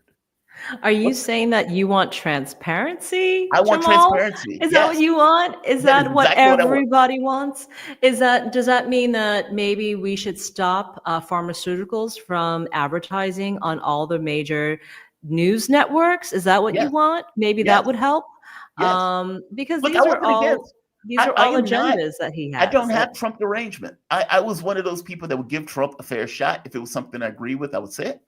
If it was something I disagree with, I would say it. If I thought he was being a goofball, I would point it out. If I thought the mainstream media or the left attacking him were full of shit, I would say it. So I am not a fan of Trump, but if he's doing something that I think is good, he would get my applause. I have no issue giving it. And yes, I want transparency across the board. Don't we all? And don't we deserve it? And don't we deserve a government that says, well, you're too stupid to understand, so we're just going to spoon feed you whatever we're going to spoon feed you, including sugar and glucose and corn syrup. And then we're going to feed a bunch of drugs to you because your 5-year-old boy is out of control in the classroom from all the sugar cereals that we've been giving him. And now he needs to take Adderall. Right? That is, I've seen it with my own eyes. My kids had to go through that. It's horrible. Yeah, it's so screwed up. I look, as somebody who had childhood illness, I do question whether our lifestyle and the things that we're giving our kids to eat, the air that we breathe, because we live in a more complicated society, right? I mean, like as a software engineer, you can come into a company and they'll say, okay, Mr. Thomas, we need you to do something on this huge piece of software with millions of lines of code. And, you know, it's like you make an alteration and you don't know that there's something in the database that is whittling away by itself. And your little change has blown something else up somewhere else that you don't even know, that you don't even find out till like a year later when some other anomaly has popped up in the code. If that is software, okay, what is it for our human existence? Like meaning we build another product, we put something in our air, we put something in our water, we come up with some kind of device. How do we know that this stuff is not having this kind of adverse effect on our biology, on our genetics, that may not necessarily show up now, but doesn't show up till 20 years later, at which point you don't make the connection from one to the other? I know that sounds paranoid, but I'm a software engineer. No, but that's happening. That's happening. Exactly. You're seeing more and more young people have various cancers now, right? Yes. And it makes no sense. Diabetes. It completely jumps off the chart because these are cancers that were long known for people way, way past their 50s, 60s to receive. So you're seeing those type of early illnesses. So we know something is wrong. Can we reverse it? I don't know. I'd like to think that we could. I think we have a lot of smart people here to develop and find cures for a lot of these things. Food is the number one thing. And if you suspect that, you know, that you're being played by the big corporations, you know, I started doing the single origins food. It's not a diet, it's just, you know, what I look to do. It's really difficult to do because even when you buy single origins products, it's still pumped with stuff, right? If I buy a steak, it's still going to have like, you know, 15 different chemicals on it because that's how that cow was produced. If you even buy a piece of broccoli, you know, there's a lot of processing that happens to the broccoli. In fact, our vegetables have actually less and less nutrients in them. Right. CO2 that's in the air, it's pushing, it's almost like sugar to plants. And so we have so much CO2 that when the plants are absorbing it, it's taking more room to absorb it and creating less nutrients in contrast to it. It's kind of a byproduct of climate change, unfortunately. It's a lot of things, and we've allowed a lot of things to slip, and we have only ourselves to blame. Right? We allowed all these things to happen throughout the decades. We welcomed all these things to help, you know, to come through over the decades. And our politicians have been paid to allow this to happen as well. And we vote in our politicians. So to undo all this is a major task.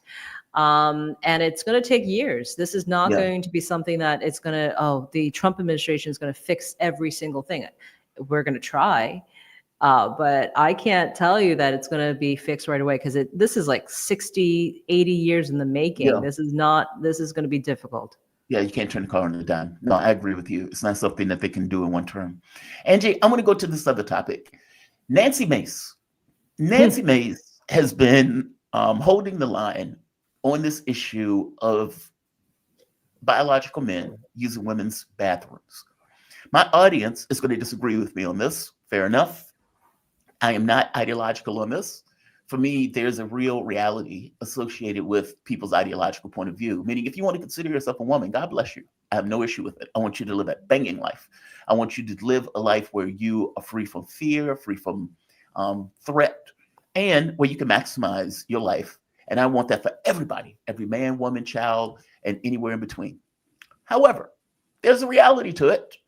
You were born a man. That's not my fault. That comes with certain consequences, one of which is women may not want somebody that was born a man in a woman's bathroom. I've evolved on this issue, and I've evolved on this issue from hanging out with people like Manila and Farron, and making this argument to me about this notion of women's spaces and how they don't necessarily want men to infect women's spaces, whether that's in women's bathrooms or whether that's in sports. So Mace is being hounded by this. And part of all of this, and let's be honest, Mace is grandstanding. Lord knows she is. Mace has put out like 20 different videos on this and 20 different talks on this. Fair enough. Part of the reason she's grandstanding, though, is because she knows that this is a weaker argument for Democrats and that the majority of women and the public not looking at this through an ideological lens like Democrats do would say, well, of course, biological men should be in women's bathrooms. How are Democrats pushing on this? There's a new congresswoman that is coming into Congress, Sarah McBride. Now, the question had to do with what bathroom is Sarah McBride going to use? Sarah McBride is a biological male, and from my understanding, still has a penis. Where is she going to use the bathroom? So Nancy Mace came out with this. Wait a minute, let's see. Nancy Mace came out with this statement right here. And it, of course, is pissing people off. Let's go to the beginning. So if that being a feminist makes me an extremist, I'm totally here for it. Is this effort in response to Congresswoman McBride coming to Congress? Yes, and absolutely, and then some. I'm not going to stand for a man. If someone with a penis is in the women's locker room, that's not okay. And I'm a victim of abuse myself. I'm a rape survivor. I have PTSD from the abuse I've suffered at the hands of a man. And I know how vulnerable women and girls are in private spaces. So I'm absolutely 100% going to stand in the way of any man who wants to be in a women's restroom, in our locker rooms, in our changing rooms. All right. Now, people freaked out by that. Basically, I don't want a penis in a woman's bathroom. And again, if Democrats are going to fight against that, fair enough, but I don't think the majority of the public are going to agree with Democrats on it. Mike Johnson came out, doubled down, and said this. Who doesn't know my well-established record on this issue, let me be unequivocally clear. A man is a man, and a woman is a woman, and a man cannot become a woman. All right. Now, this is pissing people off. I got to be honest with you. I get where Nancy Mace is coming from on this. She's like, look, man, I survived rape. I survived sexual abuse. This is not something that I want. And I suspect that Republicans are taking this issue because they believe that the public agrees with them on this issue. Give me your take. We have about 2 minutes. My take is I saw a request by one of the higher ups at the HHS very recently to build these kind of like, they call it family rooms. So you can use it if you're a man, you're a woman, you're a child. It's a private space within government buildings to do this. And the person who was asking for it from HHS asked for $47 million to build like 3 bathrooms. Mm-hmm. And of course it was rejected, but it's like, we could make it work. Okay. Yeah, I'm of the sense of you do you and I'll do me. Don't cross into my space. You leave me alone. You want to live your life as a woman, even though you have a penis, go for it. But you do you and leave me the hell out of it. So I think that there's never going to be a perfect answer. And maybe Nancy Mace will never accept that McBride is actually a female, even though in McBride's head, he is a female. Right. You got to respect that. And we're now going to build a third space that you can use to your leisure, right? You could do all your text messaging from that bathroom if you want. Yeah. And it's like, if she doesn't like that as a solution, that is the government bending over backwards to accommodate you. But don't ask females to believe in what you believe in. And don't ask males to believe that, and vice versa, right? That's the rub. Because it goes like, it's one thing for me to say, okay, fair enough. If you want to live your life that way, I accept that, which is fine. I accept that, right? I have zero feeling about it one way or the other. Exactly. But then it goes beyond that too. Well, it needs to be more than that. You have to accept that I'm a woman. No, and it's like, sorry. Well, wait a minute. Why do I have to accept that?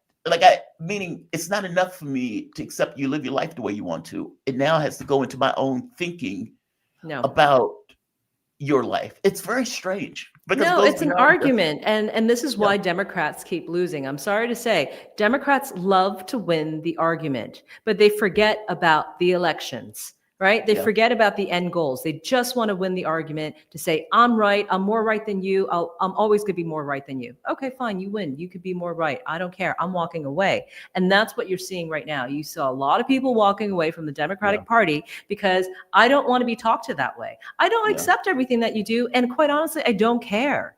Like, you live your life, go for it. And I get it. You're trying to fight for your rights. You're trying to fight for federal dollars so that you're recognized. I get that.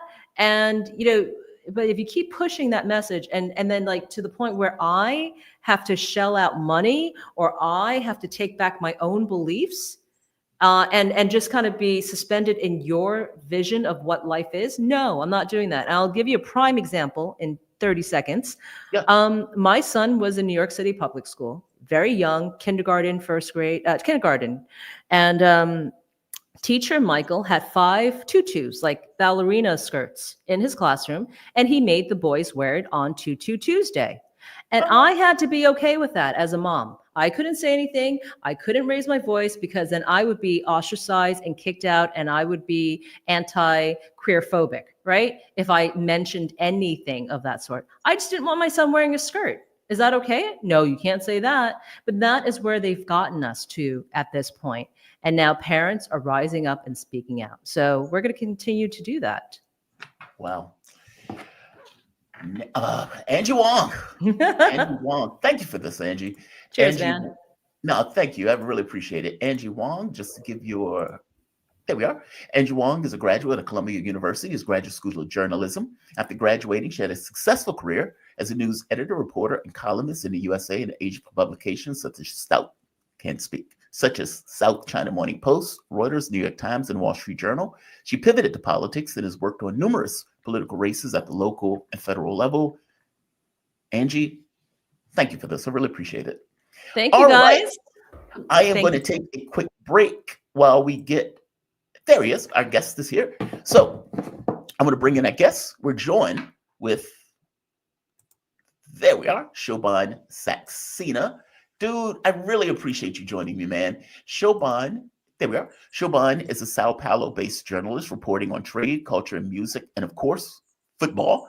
Despite an interest in international issues, human rights, and politics, he continued going out after writing about other issues in regards to the regular people in the countries of interest. He has previously had a position with the Sunday Times of India and in Brazil has worked with women. I'm missing one though. You also did Hindu Times, correct? Yeah, I work with the Times of India, the Hindu, and the Wire of That's India. funny. Yeah, from Brazil. Yes. Shobhan, thank you for joining me, man. I really appreciate this. As I was telling the audience in the very beginning, I went to Brazil in order to cover the presidential election, Lula and Bolsonaro. And while I was there, it was clear that there were elements of the federal police that was not on board with Lula winning, and wasn't just on board, were also taking actions in order to prevent many going messing up with traffic. And in some cases, even being in protests that this was taking place. The court or the judge, Morales, I believe the name was, even had to go so far, thank you, even had to go so far as to fine the police commissioner because he wouldn't back off in regards to his impeding the election. There were various people who were on the ground. They were even pushing for the military to get involved to overthrow the election, basically to intercede and basically force the election to go to Bolsonaro as opposed to having Lula win. It was astonishing. We find out, at least I found out, I think it was yesterday or the day before, that there was a coup attempt being planned by elements of the federal police that were, I suppose, kill Lula in order to bring back Bolsonaro or something to that effect. That is outrageous. Go into this for me. What went on in Brazil on this issue? Who was involved? What were they trying to accomplish? At the end of the day, they were able to capture the people before this plan was ever able to go into fruition. But go into details. What happened? Morning, Jamal, and morning to all your viewers. And if you give me some time, I'd like to give a bit of background here. Please. Here, the process or the attempt to destroy democracy in Brazil began in 2013, 2014, with the manufactured protests against President Dilma Rousseff, who was the first woman president of Brazil. There were major demonstrations and they trumped up charges against her. And finally, she was impeached and removed from office. and she was replaced by Michel Temer, who was good for nothing president. And they tried to turn Brazil towards the right, absolutely right. And then again, then started the process of lawfare against former President Lula, who was former president at that time. They charged him, accused him of very serious corruption charges without evidence. There Just was a be clear, judge. this is Operation Car Wash, right? Exactly, Operation Car Wash. And FBI had a very, very active role in that. It's very interesting. Right. And there was a judge, Sergio Moro, who later became a minister in the Bolsonaro government, and complete conflict of interest. And he sent Lula to jail. And Lula was in jail. And because Lula was in jail and prohibited from contesting elections, Bolsonaro became president. And when he became president, he tried to he filled the major positions in his cabinet with former generals, military men. So practically, it was a military government because Bolsonaro himself comes from military. He was a former captain. Of course, he had to leave in disgrace, but his government was full of generals, admirals, people from Air Force. Hundreds of them working in the government. Now, in 2022, after Lula was cleared by the Supreme Court of any wrongdoing, all the charges against him were dropped and he was free to contest election again. Lula contested the presidential election in 2022 against Bolsonaro, who was the sitting president at the time. And Bolsonaro knew, because of his severe mishandling of the pandemic, he even tried to deny vaccines to people. He tried to create this,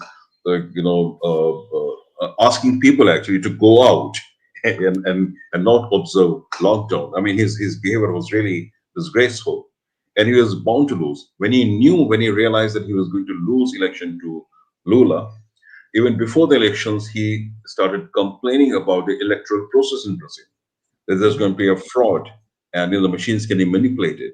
And I would like to emphasize here that Brazil has one of the most secure election system. It's not like the US, where every state has a different ballot system. Here, the whole country uses the same ballot systems. The machines are secure, they're audited. It's a very, very good system. And there's no evidence at all that machines can be manipulated. Right. And when he lost the election, he didn't accept the result. He flew to Miami to be with Donald Trump or with his buddies in Florida, and he didn't congratulate President Lula. He didn't participate in the transition of power, which is very important. And now what happened on January 1st, Lula assumed presidency, but in that time, between October 22 and 1st of January 23, this 2.5 months, there was a concerted effort by people in the previous government to deny presidency to Lula. And everybody saw, the whole world saw what happened on 8th of January in Brasilia. A group of people, thousands of them, they attacked the Supreme Court, the National Congress, and Presidential Palace, ransacked, put fires. It was very, very ugly scene. And it has been revealed the purpose of this rioting, which is very similar to what happened in Washington on January 6th, was to create chaos in the country and then ask the military to intervene. That plan did not succeed. The Polícia Federal, it's like the equivalent of FBI here in Brazil, they opened an investigation into it, what actually happened. And after 2 years of investigation, they have come up with this report, which is almost 800 pages, which shows there was a conspiracy to kill Lula, his vice president, Geraldo Alckmin, and the Supreme Court Judge Alexandre Moraes, who also heads the National Election Commission. So 5 people have been arrested last week for this plot to kill them before they could assume office. And now yesterday, very, very big development, with the 37 persons have been indicted for a conspiracy to destroy democracy in Brazil, deny presidency to President Lula, and a criminal plot to take power by illegal means. And these people include former President Bolsonaro, his vice presidential candidate, General Braga Neto, and many others who served in his cabinet, including his national security advisor and chief of his party. So I think this is one of the most bizarre and incredible actually conspiracy to come out of Brazil in a long time. This was a very, very serious. I just want to make sure I got this right. So they're connecting Bolsonaro to this plot to kill Lula also. So he's been connected. So is Bolsonaro going to be arrested in conjunction with this plot? See, this is the difference here. This is police indictment. This is not the court indictment. The system here works very different from the US. So what has happened is the federal police here has been carrying on this investigation for the past 2 years. And now they have completed the investigation and they've indicted these 37 people, including Bolsonaro. And this report has been given to Prosecutor General of Brazil. Now, the Prosecutor General of Brazil will decide and initiate court proceedings or criminal proceedings against these people who have been indicted by the federal police. Wow. Okay. So do you think they're going to pursue the indictment?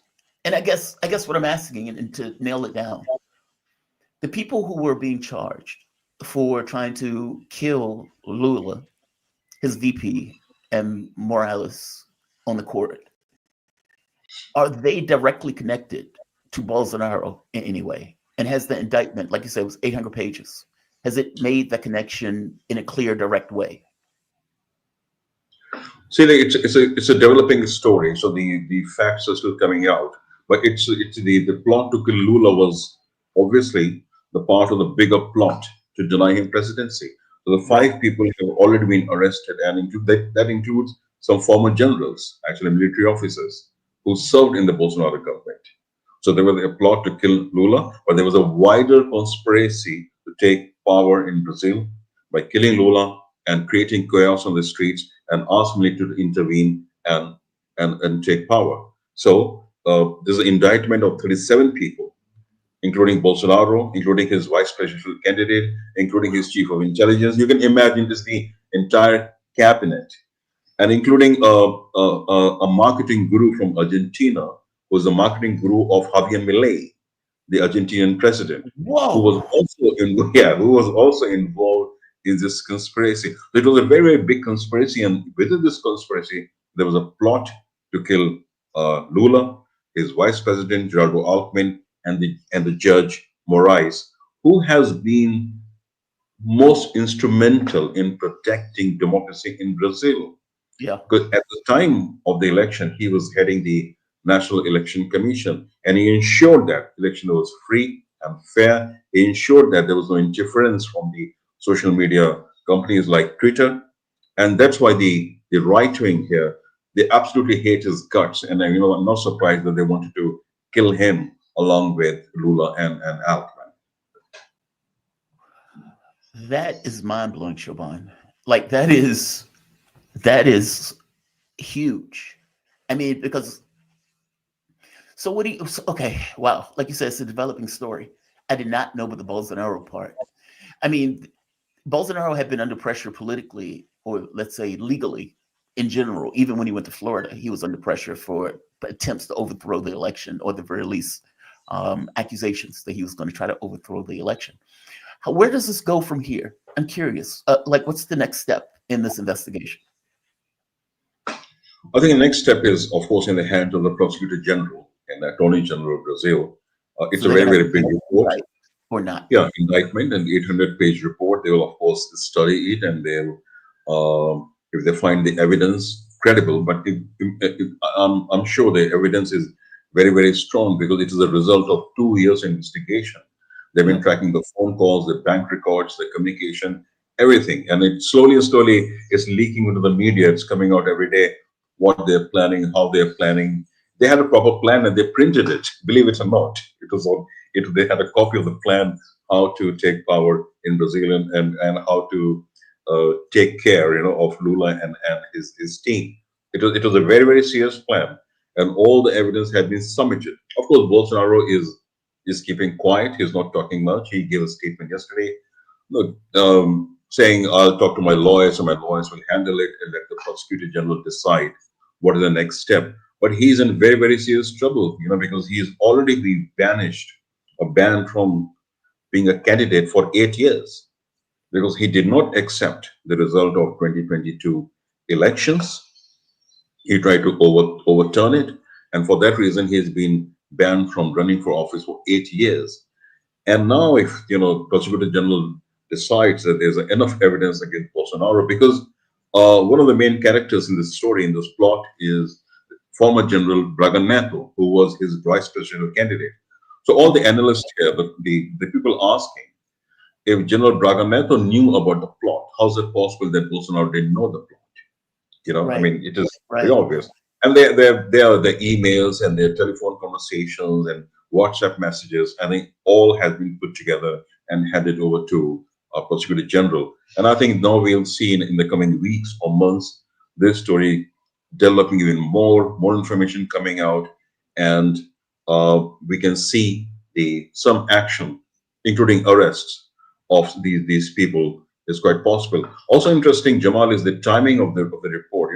It came in the middle of the G20 summit in Brazil, when we had almost 25 world leaders, including Biden and Xi Jinping and Prime Minister Modi, and all the European leaders were here. And on the second day of the G20 summit, report came out. So of course, it has made some impact. Though I'm not seeing much coverage in the Western media, they're taking it as another regular story. Imagine if this kind of plot to overthrow government and poison leaders in a Western country, all hell would have broken loose by this time. But not in case of Brazil. I think January 6th is a really good example of that. I mean, they have been talking about January 6th for the last 3 years, and that wasn't even connected to Trump. Meaning, when they were holding the January 6th hearings, it was specific to this notion that, oh my God, these people were here to overthrow and stop the election. The only connection with Trump was that the fact that Trump kept saying the election was stolen. He was effectively lying that he had won the election in spades, even though he lost. But he didn't connect it. It wasn't like Trump said, I want people to go out and raid the Capitol. It wasn't that. And it wasn't like, I want people to go out and hurt Joe Biden. It wasn't that. It was just Trump screaming that he had won the election, and everything else just kind of came as a result of him doing that. This is different.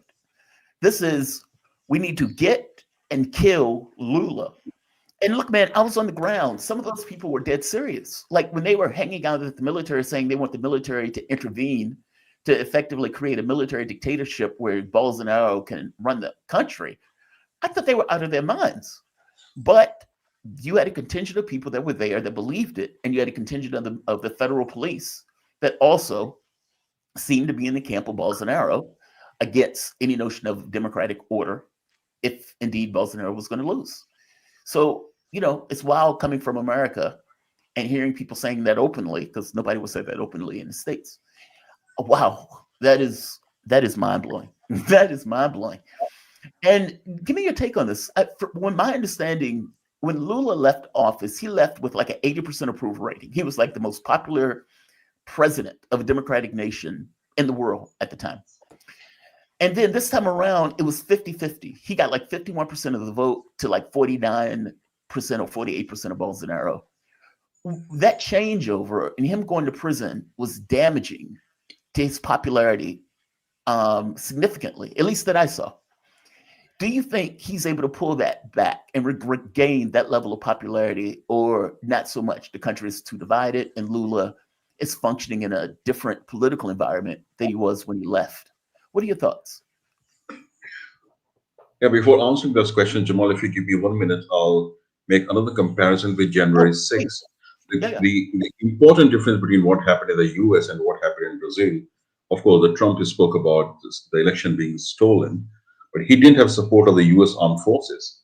He didn't have the support of CIA and FBI and the whole intelligence apparatus. But in Brazil, it was a completely different situation. I mean, Bolsonaro had the support of the armed forces. He had the support of the intelligence. He had the support of the entire establishment, except for the judiciary. So it's basically judiciary and to an extent the Congress, which saved Brazil. And that's a big difference, And so it is if you look in that context, it's a very, very serious conspiracy, because is the former president working with the armed forces and the intelligence agencies to overthrow the government, and they almost succeeded. Why the plan failed, we'll see in the coming days. Now, coming back to the question of Lula's popularity, as you mentioned, when he left in 2008, he had almost 80% approval rating, And the Dilma Rousseff, she became the president, and she won the election very comfortably, not once, but twice. So, I mean, this whole propaganda that she was an unpopular leader and she was a corrupt leader, it was all propaganda because she won in 2008 and she again won in 2012. She won the presidency twice. What happened, Jamal, in Brazil from 2003, when Lula became president, 2002, till 2014, before they started the impeachment proceedings against Dilma Rousseff, Brazil underwent dramatic social changes, major social changes.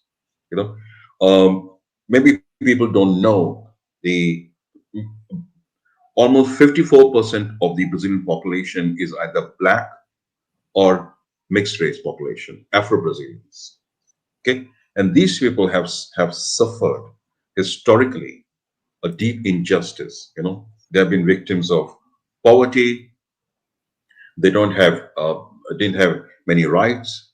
But this all began to change in 2002 after Lula became president, because with his policies, with his intervention from his government, a lot of rights, a lot of resources were given to the poor people, mostly black or mixed race people. And the Brazilian elite, they never accepted this change. In just 10 years, in the period of 10 to 12 years, Brazil finished extreme poverty in this country. There was no misery in this country. They finished with famine, with hunger.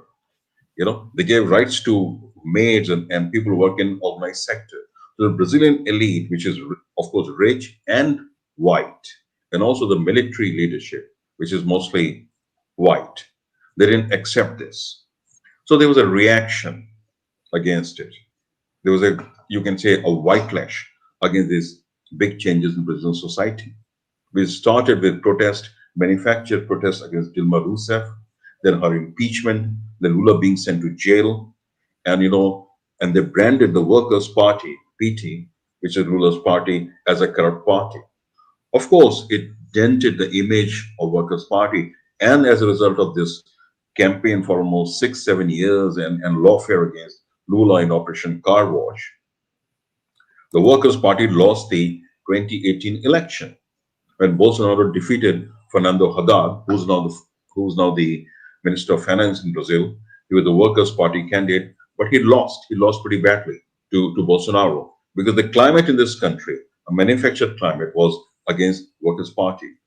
But the credible thing is, when Lula came back to power in 2022, he gained almost 14 million more votes than his party's candidate had won in 2018.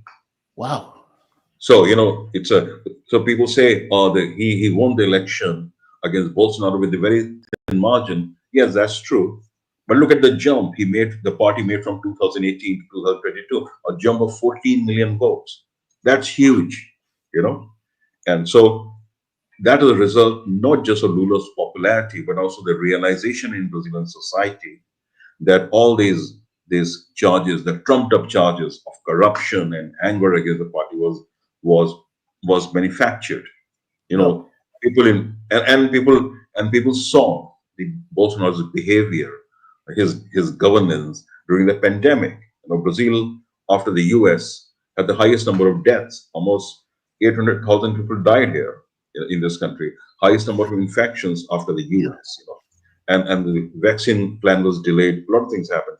People are very upset with him. Of course, Bolsonaro has created a group of core, like Trump has done in US, almost I'm sorry, just to interrupt real quick. The US had this document, Health and Human Services Report.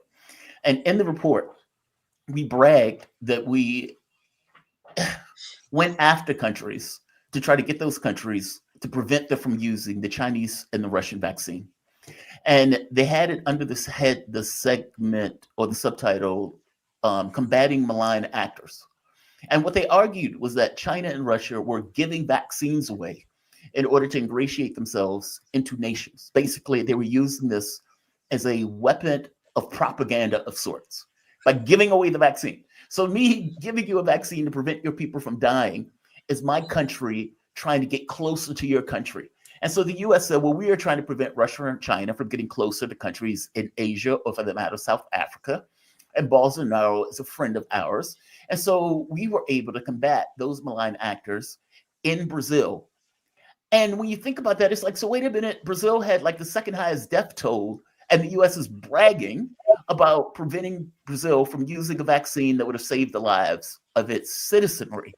I thought that was outrageous. And again, they put it in the document, with Brazil being named in the document as one of the countries they were able to help prevent use a Russian and a Chinese vaccine that would have saved those people's lives. That's just outrageous. And that was under the Bolsonaro government, with Bolsonaro falling in line on that issue. Yeah, and the anti-China sentiment and the Russophobia in US is not completely unhinged. There's no rationale, there's no rational explanation for what they're doing. I mean, and this document, as you mentioned, proves it. They were happy with Brazilians dying than getting a Chinese or a Russian vaccine. But finally, the Chinese vaccine, CoronaVac, was used here, used very widely. But the Russian vaccine, Sputnik, was not allowed in Brazil.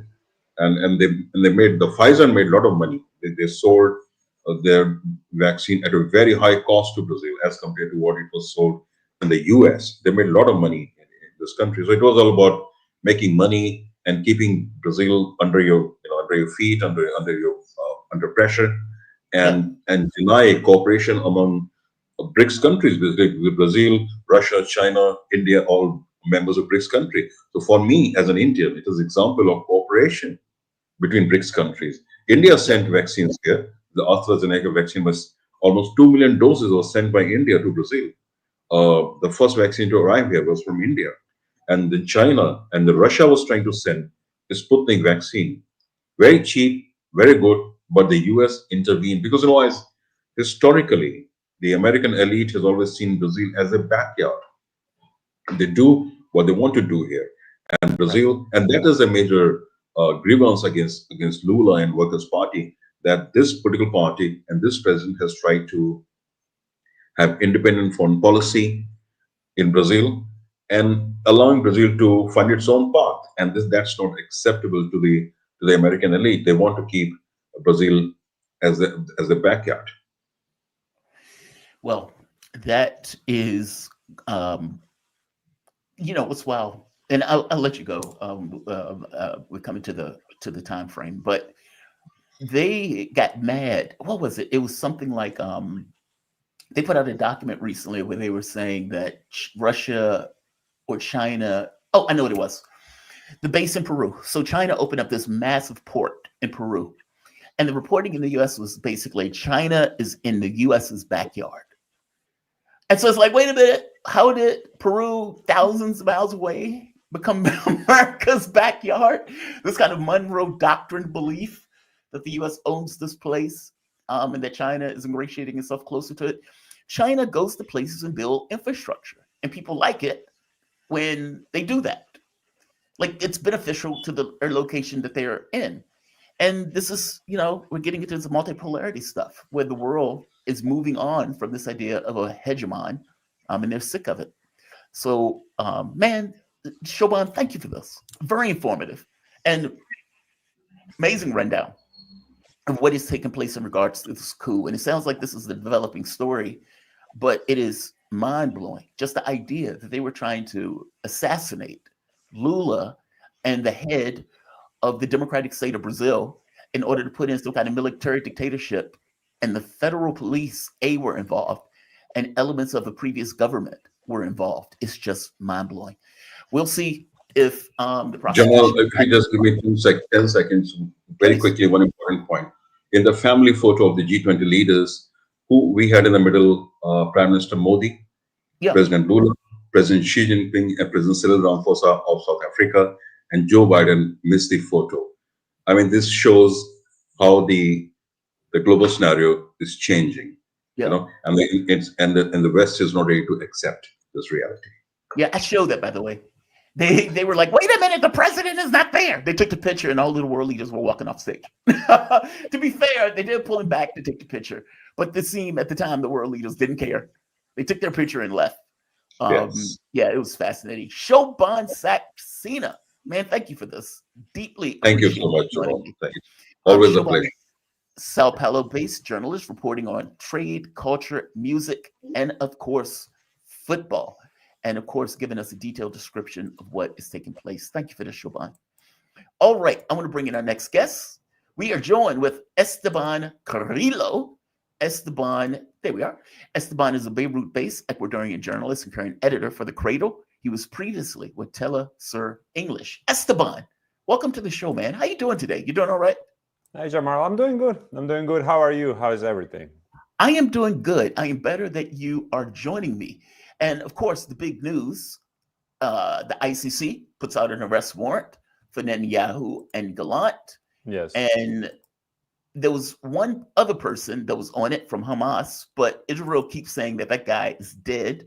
We don't know if he's dead as a flat fact, but at the very least, Hamas has been celebrating. I would argue the rest of the world has been celebrating this, considering the overwhelming majority of the world believe that these people are warmongers and war criminals. And what's wild about this also, you get Canada coming out saying we will abide by the arrest warrant. You get Joseph Borrell saying the European Union will abide by the arrest warrant. And of course, you get the US saying, well, we don't believe that Israel is committing war crimes. Yeah, so we are disagree. not We abide by it strongly at all. disagree. Yeah. Yeah. Give me your take on this. It's a good step from my point of view. Give me your thoughts. It's a landmark. It's a historic step. This is the first time a sitting Western leader. Israel is a Western nation. Like, just look at the headlines. How they've been talking about the ICC. They talk about Israel as a Western nation. So it's the first time, and particularly a U.S. ally gets an arrest warrant, right, issued against them. The last time it happened with Vladimir Putin when Russia took out, I remember the number, but it was children, right, out of the war zone in Ukraine, took them to a safe zone in Russia. Arrest warrants were issued against him, and then the United States were very okay with it, right? They were saying international law they loved it. Needs to be upheld. We need to, they were calling on all countries to arrest Putin. Remember, he traveled to Africa, somewhere in Asia. He traveled somewhere in Asia. He was supposed to go to a BRIC summit in South Africa, and the United States was just like, you need to arrest him. He must be arrested. And now, Benjamin Netanyahu, arguably the modern history's worst war criminal by a long shot, I would say, gets the same arrest warrants issued against him. His former war chief, the defense minister, up until was last week, right? He was it was on the day of Trump's election, so maybe 2 weeks ago, that he gets canned. He's also named there, and as you say, Mohammed Deif, who is the military leader of the Qassam brigades of Hamas's armed wing and one of the masterminds of the October 7 Palestinian resistance attack that had been, from what we know at the Cradle, Mohammed Deif had been planning October 7 for at least 2 years. Right. Israel claims they had killed him, I think in July or in August. They killed him in Gaza. There's been no confirmation of his actual death. Right. So the ICC kind of goes with the fact that we don't actually know if he's dead, so we're going to issue an arrest warrant against him. They would have issued one against Yahya Sinwar. We know he was killed in battles in Gaza. So as I said, this is a landmark moment. And I think, we've been talking a lot, even for all the time that I've been talking to you, Jamal, we keep talking about how this is kind of a new chapter, right? A new step. We're seeing the fractures form in the old world order. I would say that yesterday is probably one of the biggest cracks that has formed, because you saw the response from essentially everyone in the world, right? To the Rome Statute, you have 124 signatories. Israel and the United States, not part of them. Ukraine recently signed on to the Rome Statute, so they are also, beholden to the rulings of the ICC. So now what the ICC says, right, is we call on all states that are signatories to the Rome Statute that gives us power to to implement this order, to work for to arrest these war criminals, and including nations that are not signatories. They call on them to cooperate, to coordinate, right? And now you have the United States just going full rogue. At this point, if we talked about Israel being a pariah state and a rogue state, the United States is exactly the same, right? They have lost. Well, I just to interrupt you on this one. Yeah, the only thing that I have against this is that they didn't include Joe Biden. Yes, Anthony Blinken. Yeah, Sullivan, Kirby, all of these. I mean, let's be honest. If they're saying that Netanyahu and Gallant are war criminals, okay, fair enough. Yes. They cannot do any of this without the U.S. political backing, money, and military backing. This is exactly, yes, I agree with you completely. This is an argument I was having yesterday. Exactly, I was saying the exact same thing. That if at this point, what separates Benjamin Netanyahu from Joe Biden, and what separates Yoav Gallant from Lloyd Austin, right? The defense minister, the defense secretary. They are essentially doing the same thing. They're working hand in hand. As you're saying, Israel couldn't have gotten away with a month, let's say, with a month of what is done without complete U.S. support. The genocide in Gaza would have stopped very quickly if Israel didn't get the support from the United States. Everything that we have seen, all of the horrors, all of the destruction, all of the displacement, it's because United States officials like Joe Biden, like Blinken, like Austin, like, as you said, Sullivan, and Matthew Miller, Berdam Patel, Karine Saint-Pierre is one of the spokespeople, that all of them work in unison to whitewash war crimes and to fuel, right, and to continue sending weapons. Just this week, the Senate voted down a legislation to block a transfer of $20 billion worth of arms sales to Israel. The White House lobbying for this, the Pentagon, the State Department, all lobbying Congress people to vote against this bill. This has been a very, very bad week for the United States on the diplomatic level, because first you had that, right, the Senate vote. Then you had the shameful vote at the UN, where the United States is the only nation out of 15 members of the Security Council to say, no, we oppose, we veto an immediate Gaza ceasefire, claiming that the wording of the document did not include something or other about the captives. France has to come out and say, that's not true. It did actually include it. Yeah, it's humiliating. Yeah, and now this, right? What we're discussing, the ICC. It's raising his hand. Every other country, including the UK, think about it. When even the UK is like, yes, this is a war crime. We need to stop the genocide. We just need the to only stop guy, exactly. This lunatic, this sociopath that they have raising his hand, effectively saying, no, we disagree with the ceasefire. In fact, I was trying to find his quote, his comment, because the comment is outrageous. He's effectively saying no other country has worked as tirelessly as the U.S. Right here, this. I'm going to play this clip. We have also done more than anyone to work with the government of Israel in an effort to minimize civilian harm over the course of the conflict. The United States also, over the course of the past year, has done more than any other country to take tangible steps to improve the humanitarian conditions in Gaza, even as the situation remains dire. We have also done more than anyone to work with the government of Israel in an effort to minimize civilian harm over the course of the conflict.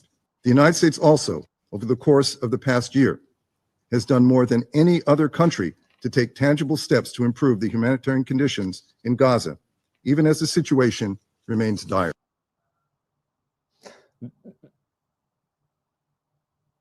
I can't hear you, Jamal. Think about that. You spend about $30 billion in order to allow a genocide, not just in Gaza, but also to expand the genocide into Lebanon. And you still have the stones to look at the world in the face and say, we have done everything in our power to help stop this war. We have done more than most. He says we have done more than anyone. Yeah, more than anyone, more than any other actor to stop this. Despite the fact that 70 and more than 70% of it is funded by us. Like, that is amazing to me that he can sit there and look the world in the face and say something like that. Just astonishing. These people redefine, the meaning of cynicism. These people redefine the meaning of not having any blood in your face, of just being such. I have no words at this point. I have no words because it defies logic. It defies, like even on a human level, right? Yeah. Like how dare you? How dare you say these things when we are all witnessing what is happening in Gaza, right? Like the people that are joining us, the people that are watching right now, they don't need to be watching this show to know what's happening in Gaza. They don't need to be watching, RT or reading the Cradle or whatever, right? Like they don't need to. It's everywhere. It's constant. It's prevalent. It's been happening for a year, non-stop, no changes. What is he talking about to minimize civilian harm? Like how? Where? I have no idea how. Like, are you this bad? Are you guys just admitting that you are really this terrible at your job? That we are seeing the massacres committed, not just in Gaza anymore, right? In Lebanon as well. Lebanon, the situation incredibly dire. But no, the United States, right? We are working tirelessly, and we are this, and we are that. The United States has zero credibility anymore, right? They've lost it. They've lost it a while ago. Now, at this point, we're just kind of going over the same idea. This is the fractures that we're seeing, right? You were saying earlier, like how partners like the UK or Canada are saying we will. Even their responses were. Yeah, they weren't like like the Netherlands, right? The home of the Hague, the home of the ICC. They said it like they were the first to come out and say we will enforce the arrest warrants if Israeli leaders come. They were like unequivocal. They were like, we will do it. But then you had partners. You had the UK, you had Canada coming out and saying we respect the independence of the court, and they never say we will abide by the ruling, but they say they make it known, that they are not going to be like the United States and just like blast it and claim that it has absolutely no legal. Even Borrell, right, the keeper of the European garden, comes out and said that the decisions are binding. Keeper of the European garden, right? I'll never forget that. But who else was it that came out and said Germany? Germany took almost a day. They just like a few hours ago, they just put out a statement. Saying that I forget what it was, but they said like they're gonna study it, right? They are very careful about what they say because Germany, probably only second to the US in supporting this genocide, right? In supporting Israel's right to self-defense, which includes bombing hospitals and killing children and etc. France gives out a statement at first saying that they respect the ICC and blah blah blah. But then a few hours ago they also put out a second statement saying we were going to study with our partners. They talk a lot about this, right? We're going to study with our partners about what the response would be. So at this point, I think Benjamin Netanyahu, Gallant, if they travel to the UK, if they travel to Germany, if they travel to France, Italy, I would say that probably nothing's going to happen. Question is, what happens when they travel somewhere else, right? Remember when Netanyahu went to the UN, right? His last trip to New York, when he went to the UN, the plane, the Israeli presidential plane, they had to fly it at minimum weight, at minimum capacity, because they were not willing to stop anywhere. They were not willing to stop in any European airport because of the ICC arrest warrants, because the Israelis are concerned about the ICC warrant. This is why you're seeing all of these lobbying efforts and threats of sanctions, which were repeated yesterday. Lindsey Graham comes out, and the other guy, Tom Cotton, comes out and says, like, hey, remember, we can actually invade the Netherlands, so be careful about your ruling. Well, we have the Invade the Hague Act that was put in under George Bush, that if any U.S. service member, or for that matter, any ally of the U.S., they can basically militarily attack, I imagine, the Netherlands in order to get them out. Yeah. I'm curious from your take, like, what does this mean that the U.S., with all of the diplomatic muscle that it has at its disposal? I mean, for God's sake, the arrest warrant for Putin was outrageous. Russia's not party to the Rome Statute. Ukraine wasn't party to the Rome Statute. Yeah. The U.S. is not party to the Rome Statute, meaning none of the participants in the conflict were party to the Rome Statute. Mm-hmm. Gaza is. Palestine is, yes. Mm-hmm. And to make it even worse, Putin was removing kids out of a war zone. And they said, and I remember I was in an argument with a guy, and I was like, so what should he have done? Leave the kids in the war zone? And he's like, it's war. I was like, oh, so you're advocating killing kids? No, I'm not advocating for killing kids. Okay, so what should he have done with the kids? And they used that to say that he was kidnapping children. Just outrageous nonsense. But I guess my point is, what does it mean that the U.S. did not have the diplomatic muscle to stop this from going through? They still pushed it through. I mean, I think if anything, it gets across how angry the rest of the world is. How fed up, exactly, Yeah. you're right. Yeah. Exactly, you're right. Because, well, you know, I think the diplomatic muscle allowed them to delay it for very long. Because Karim Khan, the ICC prosecutor, he was talking about this, I think, in April, right? Like, it's been a while at this point since they first brought it up. So, of course, you know, it's because of these threats, the constant threats. And, you know, like he was saying in an interview that he had been actually contacted directly by Western governments telling him, you know, don't you dare issue these arrest warrants. But as you are saying, the situation in Gaza and in Lebanon is becoming so unavoidable, so difficult, you know, so dire that you can't just simply like pretend like it's not happening anymore, right? Like you can, like the United States obviously can, you know, and they will to the very end. But besides them, the rest of the world, you know, they also fear repercussion, right? It was The Guardian. They had this article yesterday talking about the arrest warrants, and they were talking about how Netanyahu and Gallant, you know, nothing is likely going to happen to them, but that the stench of being not just called, but like branded a war criminal by the world's top court, the world's top criminal court. You can never go back from that. You can never, ever go back from that. And this is also a problem for Israel, right? Because the Israeli society, at this point, what they're likely going to do is rally around Netanyahu, right? Because what was the response? They already are. Yeah, I mean, what was the response from Israel yesterday? All of the officials, not just government officials, but also opposition officials, anti-Semitism. It's anti-Semitism. It's because they hate the Jews. It's this and that. It's always like that. That's it. There's no more argument. There's no more anything, right? Everything encapsulates into ICC is Hamas.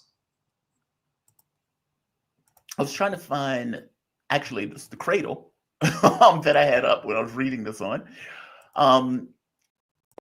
To your point, I must have gotten rid of the article. But you're right. All of the comments were, oh, this is blood libel. This is, you know, they just hate Israel. They're all anti-Semitic. The entire EU is apparently just, or the parent, all these countries are just anti-Semitic. No, you're right. They did not accept this as if they were doing anything wrong. They accepted this as if they were just being persecuted just because. And it's like, dude, you have killed like 30,000 children. How are you looking at this thinking this is just fair game and thinking that everybody just hates you because you are Jewish or something? It's utter nonsense. Yeah, they don't seem to be taking this with the gravity it deserves. I guess my question is, what does it mean? And is it, here we are. This is the Cradle reporting on it. And the Cradle, thankfully, went through and gave kind of all of this commentary that they were making in Israel.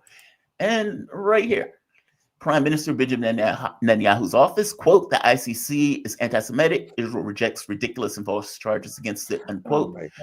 President Isaac Herzog, quote, this is a dark day for justice and a dark day for humanity. Think about that. You're in the middle of a genocide and you're arguing this is a dark day because they're calling today is the dark day, right? Today darkness arrives. Not the entire last of this year. Foreign Minister Gideon Starr, this is an attack on the most threatened and targeted nation in the world. Also, the only country in the nation in the region that openly called for and acted against by other nations seeking its elimination.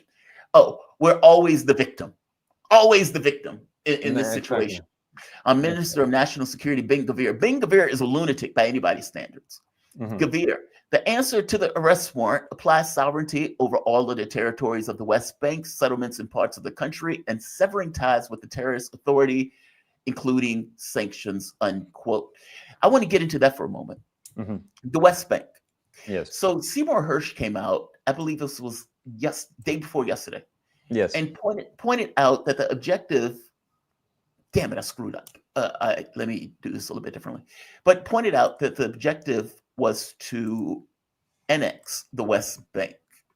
That effectively his goal is to take it all. And I don't know if he's thinking this because Donald Trump is in office. To be honest with you, though, even under Joe Biden, I don't think Joe Biden would have said anything against it per se, all things being equal. Ray, this is the commentary. Thank you for the cradle for doing so. This is your outlet. I don't think Joe Biden would have done anything either, even if this came out under a Joe Biden. Well, it is under Joe Biden. But it's, I suppose, Donald Trump wins and he believes Trump is going to give us everything that we want. Mary Ann Adelson gave him $100 million in order to annex the West Bank. He's in office. He put in lunatics that are Israel one worse than the other. Yeah, so he's probably likely going to do it. So yes, we're announcing that we're going to take the West Bank. Yeah, I mean the situation with the West Bank, it's first of all being completely underreported, and second of all, it's getting worse by the moment, right?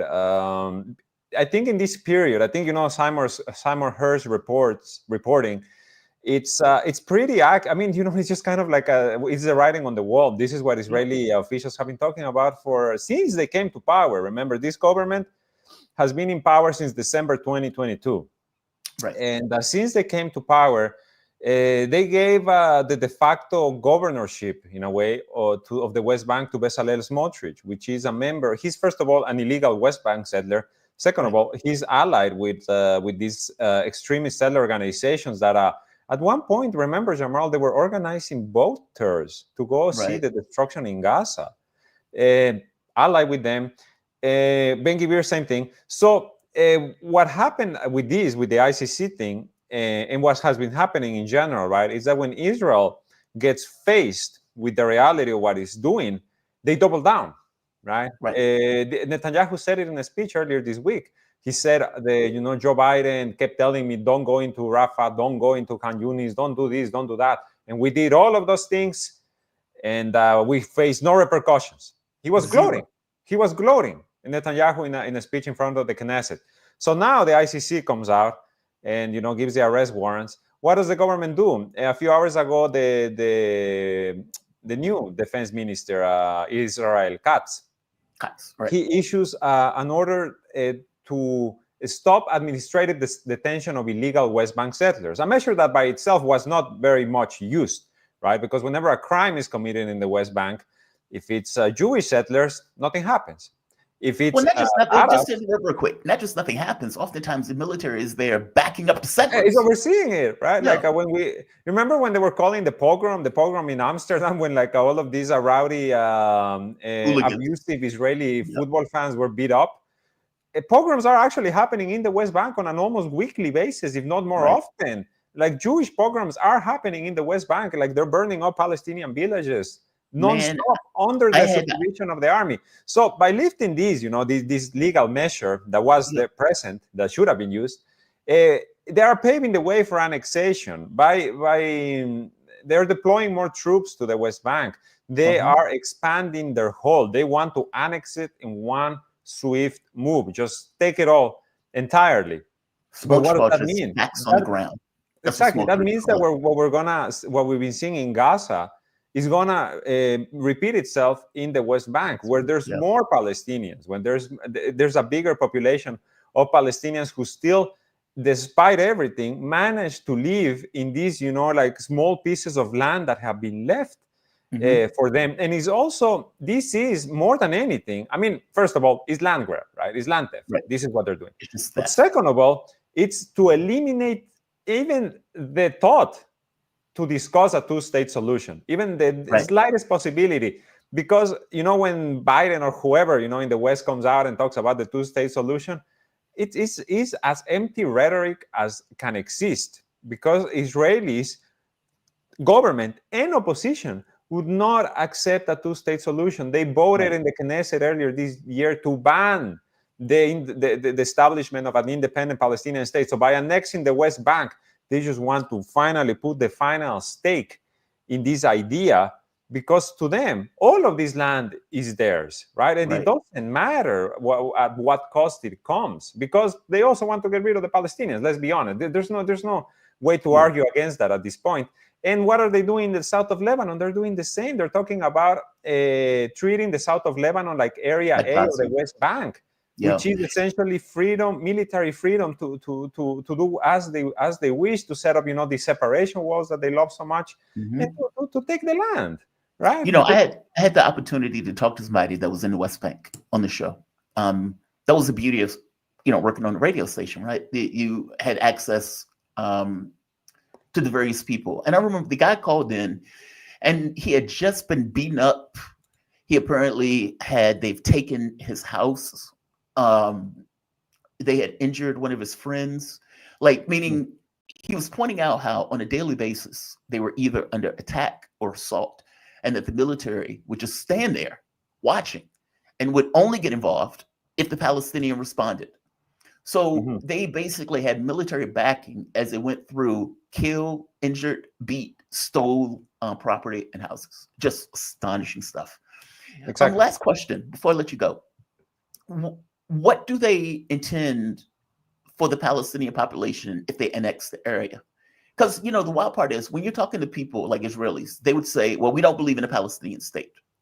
Okay, then if you don't want a Palestinian state, what about everybody living in one state? And they would say, well, that's not Israel because there are more Palestinians than Israelis. It's like, okay, so what do you want then? And the truth be told, if they're going to annex the West Bank, that's the situation they're going to get. So you're going to have a large Palestinian population living under an Israeli state. How is that going to work? So what is this, just rank apartheid in fact? Meaning not just de facto apartheid, but actual apartheid. Which is something that you would have to have under this model, or are they talking about expulsion? And if so, expulsion to where? Meaning, what is the practical result of annexing the West Bank? The practical, you mean in regards to the Palestinian population, Yeah. It's likely displacement. It's likely displacement, first of all, to the Negev, to the desert, to camps. This is what they're talking about in Gaza, right? I think the thing is everything they're doing in Gaza, first of all, it was forewarned. None of what's happening in Gaza is a surprise, right? Oh my God, where did they come up with this idea? They've been talking about it since, if you've been paying attention since October 7, they've been talking about it since October 7. If you were paying attention before, then they've been talking about it for a while. So what they're doing in Gaza is, first of all, get rid of as much people as possible. This is why they, when they bomb a tent camp or refugees and etc., they wait, for their target to be in a populated area before striking. This is why they don't let humanitarian aid in. Today Gaza doctors are talking about a super bacteria that is immune to antibiotics, that they're finding bacteria, but E. coli. They're finding E. coli in the bones of victims, right? Something that has unheard of in medical science up until the situation in Gaza. So this is all an ethnic cleansing, right? This is ethnic cleansing 101. So in the West Bank, once they come in force and start pushing against the Palestinians, and they want to, raise Jenin to the ground, or Nablus, or any of these towns and villages and refugee camps, you're going to see resistance. You're going to see, as you are already seeing, the resistance is active and fighting in the West Bank as they are in Gaza. So with more reason, the Israelis are just going to take the Gaza plan, the Gaza doctrine. They're just going to move it to the West Bank. And with U.S. weapons, with U.S. approval, they're going to ethnically cleanse the West Bank. And then whoever's left, whoever survives, will be pushed into these concentration camps, just as they're doing in Gaza. And just as they will likely seek to do in South Lebanon, if Hezbollah were not there. Outrageous. Esteban, man, thank you for this. Great rundown of what's going on. And it is hard to wrap my head around this. It is. I was talking to Laith Maruth, and he was talking about how drones were flying overhead as they were doing the interview and stuff like that. Basically, that's just a daily part of life in Lebanon right now. Esteban Carrillo, he's a Beirut-based Ecuadorian journalist and current editor for The Cradle. He was previously with Telesur English and is a friend of this show, man. Thank you for this, Esteban. Thank you, Jamar. I'll talk to you next time. Absolutely. Bye-bye. All right. We have come to the end of the show. I want to thank all of you. Let me get this straight first before I continue. There we are. And as always, I want to thank all of you for your assistance in making this show work. Let's go into the chats. Drink warm tea, raw honey and lemon. Raw honey is a natural antimicrobial, and lemon is vitamin C, which boosts immunity. Feel better, Jamal Janice Anderson. Thank you, Janice. Don't feel bad. And as I said, voice clears up as we get later into the show. It's just kind of an effect of the morning. It usually wears off. But thank you. I appreciate that. You know, I was in herbology at one point. I have a degree in holistic nutrition. Never used it. Even went to get certificates in herbology. Never used it. I became somewhat cynical about that stuff. But some of that stuff does work. And I agree with you, Janice. Thank you for that. Sparky. But Jamal, the rules of the rules-based order supersedes international law. Currently, it does. And if that's true, then that means there's no such thing as international law, which is the reason why I say there's no such thing as international law. Sparky, quote, anytime someone says Israel is our only friend in the Middle East, I can't help but think before Israel, we had no enemies in the Middle East. U.S. missionary John Sheehan. That was another guy. I can't think of him. He was a military guy and pointed that out like, look, man, it is not a friend. It is an irritant in the region. And we're losing credibility hand over fist by acting as if we're love and light, we believe in freedom, we're against war, and then you have Israel committing a genocide that we're standing arm in arm beside. Even when our own government points out they are starving people and we are breaking our own laws to continuously give them weapons, we still do it and we still keep going. As I said, this arrest warrant, the only bad part is that it should have included Joe Biden. Perfect audio today. Glad you got it handled. Well done. Thank you, DC. I appreciate that. You have no idea, man. After the radio show, and I came back and I restarted the show, I assumed that it would just kick off and immediately work. And that first week, man, you talked about wanting to break this computer and break this TV. I could not get that shit to work right to save my life. And then it's like you bring on guests and you don't have the ability to give the guests the show after the fact because it's so screwed up. Frustration is an understatement. Frustrating was an understatement. Sparky, Palestinian diaspora will return with bricks, investment, and rebuild Gaza quicker than most people think. It depends, Sparky. I mean, look, I've had the opportunity to go to Bethlehem. And if you are an American, no issue, you can get in. If you are from the region, it takes hours. And part of their issue also was that let's say if you have a store, if you have a business, trying to get products in from point A to point B through the checkpoints and everything else takes hours. So having this kind of daily grind back and forth is somewhat difficult to pull off. I don't know what Gaza or the West Bank is going to look like at the end of this. And so any notion of rebuilding, I have no idea. But for better or for worse, we're going to find out, I suppose. Will Florida Governor Ron DeSantis appoint Gates as senator to replace Marco Rubio? It would be an epic troll against the establishment. It depends. I get the sense that Gates is going to have all sorts of problems. Running for office, especially with the information that came out in the New York Times. I mean, that stuff is damning. I mean, you have drug-fueled sex parties, which, again, I think drugs should be legal. I don't have an issue with the sex parties. I don't even have an issue with prostitution, per se. A person should be able to do what they want with their own bodies in this case. But at the same token, it's not about what I want. It's about law and state law and whether or not people would be okay with finding out that he was purchasing prostitutes left and right. And he was doing so, apparently, for these drug-fueled sex parties, and apparently some of which they were underage. I do not know how you run in a race with that information being out in the public and win. I don't know how you do that. Is it possible? Of course. Is it likely? You're skeptical. Correction, Gates. Oh, we knew what you meant. Lieutenant Colonel. Actually, thank you. You mean Tulsi, because I said she was a lieutenant in our military. Yes, she's Lieutenant Colonel in our military secretary, and they are slamming her and smearing her left and right. Just fucking outrageous. Natalie Williams, check out Dr. John Campbell for how safe and effective those jabs really are. Why is that name familiar to me? The name is familiar to me, but I can't place the name. But Natalie, I will. What is the name? John Campbell.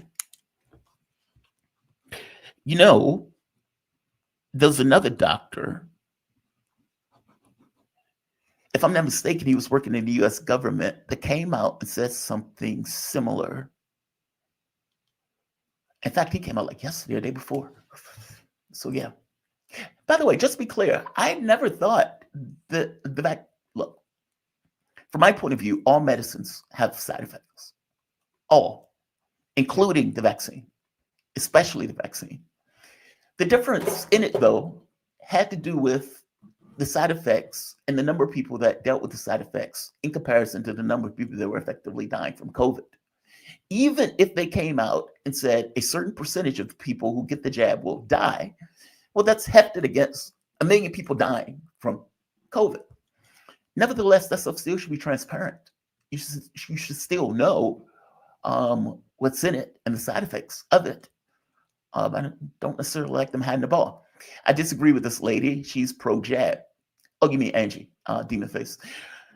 I didn't know Angie was pro-jab, but it doesn't matter. I am also pro-jab. Take the piss out of me all you want. My take hasn't changed.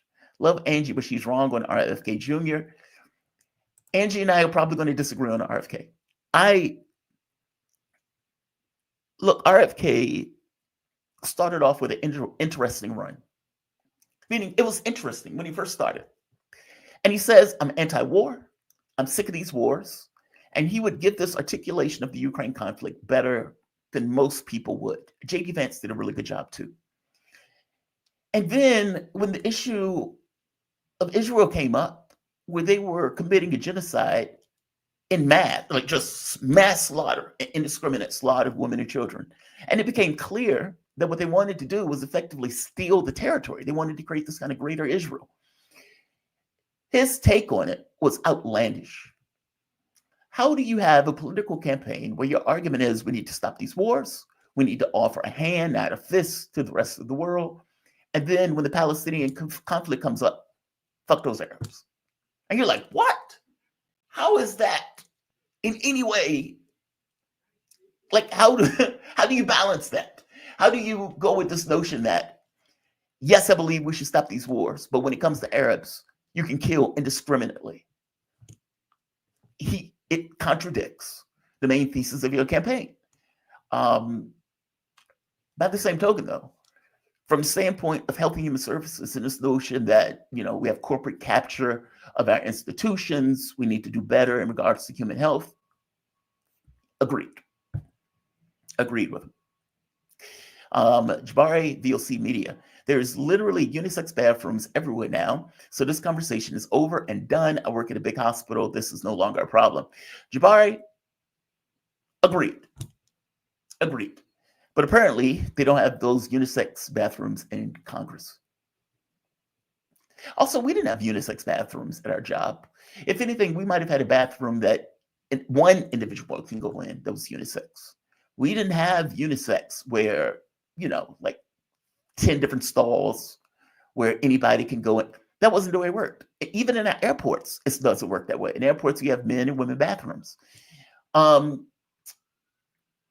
don't know how that would work in a situation of a high concentration of people. Say, for example, you go into an airport bathroom. They might have 20 stalls in the bathroom. They're not unisex. They're just not. And can you get away with having a bathroom stall that only has one person go in? Okay, those could be unisex. Nobody cares if you have one stall in that bathroom. But how do you do that in areas with high concentrations, let's say like Congress, let's say like in many businesses, let's say like maybe even hospitals, where you have a high traffic area, and that high traffic area requires bathrooms that can accommodate more than one person at a time? Jabari, I disagree with you. I don't think that issue is solved. It may be solved in small instances in one office building where you have a limited number of people in an office building and you only need 1 or 2 people to go into the bathroom. Okay, fair enough. No issue. Unisex, all you want. What about a hospital? What about an airport? What about places with high traffic areas where 1 bathroom is not going to cut it when you have thousands of people that are coming into the area? Jabbar, look, man, I get it in small instances, but in big cases, less so. Demon Face, Trump won, Democrats cheated with fake 20 million votes. You and I have a great disagreement on that. Trump lost that race in 2020. Let's keep going. Sparky, justification for the Monroe Doctrine by the U.S. was that we don't meddle in European affairs, so Europe shouldn't meddle in New World. U.S. meddles in worldwide nowadays, so it should no longer apply. Agreed. That was the entire point of the Monroe Doctrine, right? Europe is a colonial power. As a colonial power, it's all over the world. We do not want you in North America, or for that matter, South America. This is our sphere of influence. Stay out. That somehow morphed into where we control South America. So if we want to knock over governments in South America, we can do that. If we want to fund kill squads in South America, we can do that too. We are the U.S. Yeah, agree, Sparky. You're totally right. You're totally right. And of course, China, Russia, they can. Look, those countries are sovereign nations. If they want to work with China, they can work with China. It's in their best interest to do so. They will do what is in the best interest of their country. They're sovereign. That is the entire point of being a sovereign country. The U.S. would not tolerate any other country telling us that we couldn't work with any other country that was in our best interest to do so. We have no standing to do it to anybody else. Yes, agreed. Sparky, make Israel Syria again. In those Ottoman Empire days, Levant Jews got along fine with their neighbors, whether Muslim, Christian, or otherwise. Agreed. That's the other point, Sparky. In the Middle East, you had Jews and Christians living side by side, no issue. This is similar to the issue in, I would argue, Taiwan. If you don't mess with it, there's no issue. The moment that you try to put your hands on it, it becomes a problem. The moment that you create a settler colonial state to steal land, and you argue that Jesus gifted you the land 2,000 years ago, and so you can come back and steal it 2,000 years later, it's just outlandish. That's outlandish. Nobody in this country would accept the Native Americans arming themselves and going and killing people in order to steal the land, saying we were here first. And so we have a God-given right to kill, maim, rape any and everybody that is standing on our land and it is in our way. Nobody would accept the Native Americans saying that. Nobody. This notion that we accept this nonsense from Israel is BS. President Jafar, great show again, Jamal. Keep up the good work. Jafar, I am trying. I'm doing my damnedest. Monday through Friday, 7 a.m. to 10 a.m. What's wild, when I was doing a radio show, you get this tendency to be able to get everything out. So it's like you hit story after story after story. And then so after the show, it's like, okay, well, I've said everything I wanted to say on it. And at one point, when it was allowed on YouTube, well, you could just put the show on YouTube, no issue. And then when the show is over with, I remember when I was on vacation, I ended up doing videos again because there was this itch, right? It's like the moment that you stop doing it, there's this itch of wanting to continue to do it. It's hard to explain. Sparky, Palestinian asked for, will rebuild Gaza, assuming Israel continues this downhill slide. U.S. may continue propping Israel up for a time, but the U.S. is sliding downhill too. I think that's what the other countries are thinking. Like if you're Russia, China, India, Brazil, you have a clear eye on what is taking place. And from your point of view, you don't necessarily want to do anything to upset the apple cart with the trend that things are going. So the dollar is becoming weaker. And as the dollar or the U.S. gets weaker and loses ability to control world affairs, meaning unipolar moment coming to an end, you'd imagine that all of the projects that the U.S. has decided to invest billions of dollars into will also take the hit. Kind of like when the Soviet Union fell.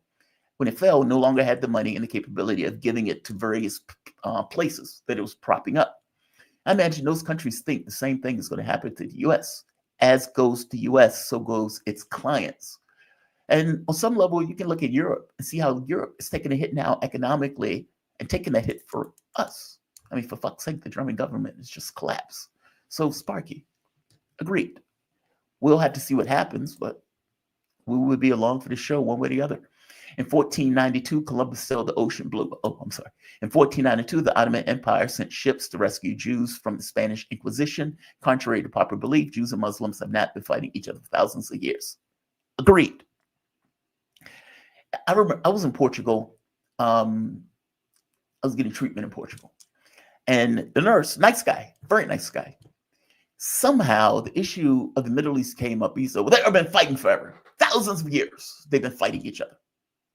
And it's like, dude, no, it wasn't that way. That wasn't, I know you all want to think that, but that really wasn't the way it was working. So Sparky, agreed. Sparky, you know your history, man. You know your history.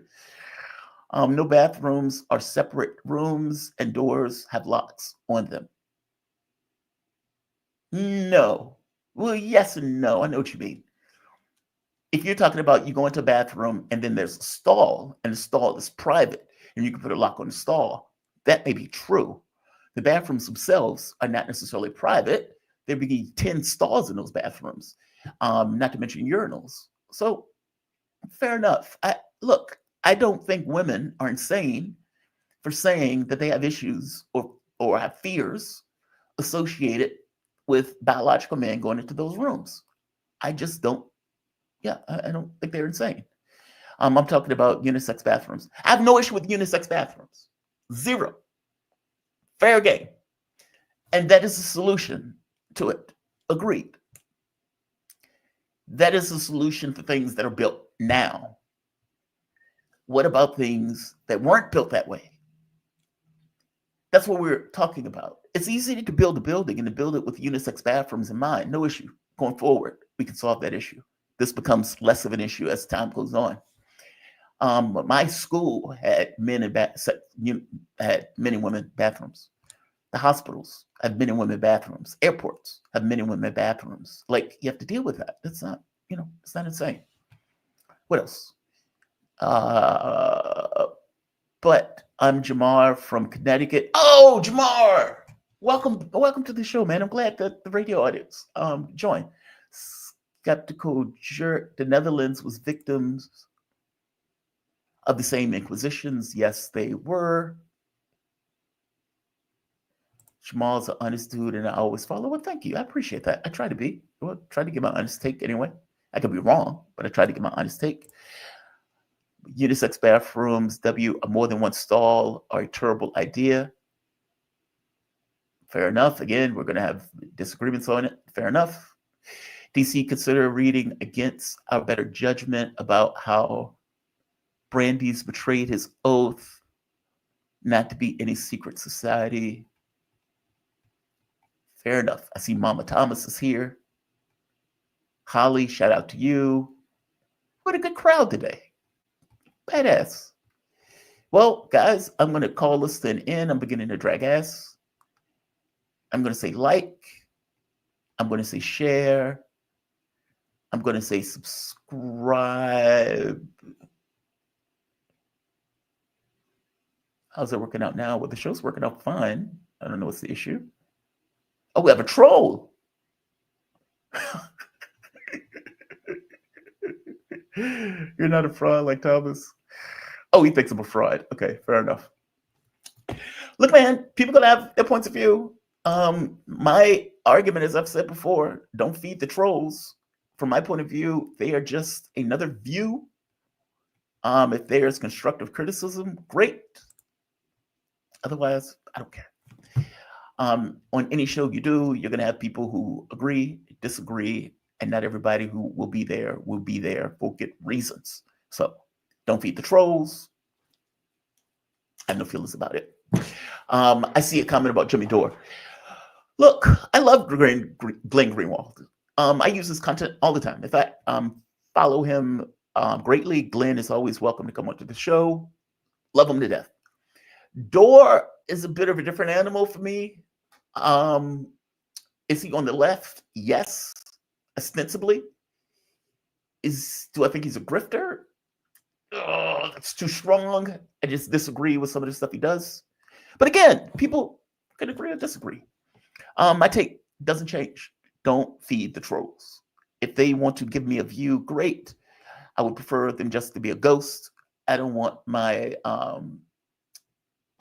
good agreements and good conversations to be ruined by arguments against people who have no good usage, to be honest.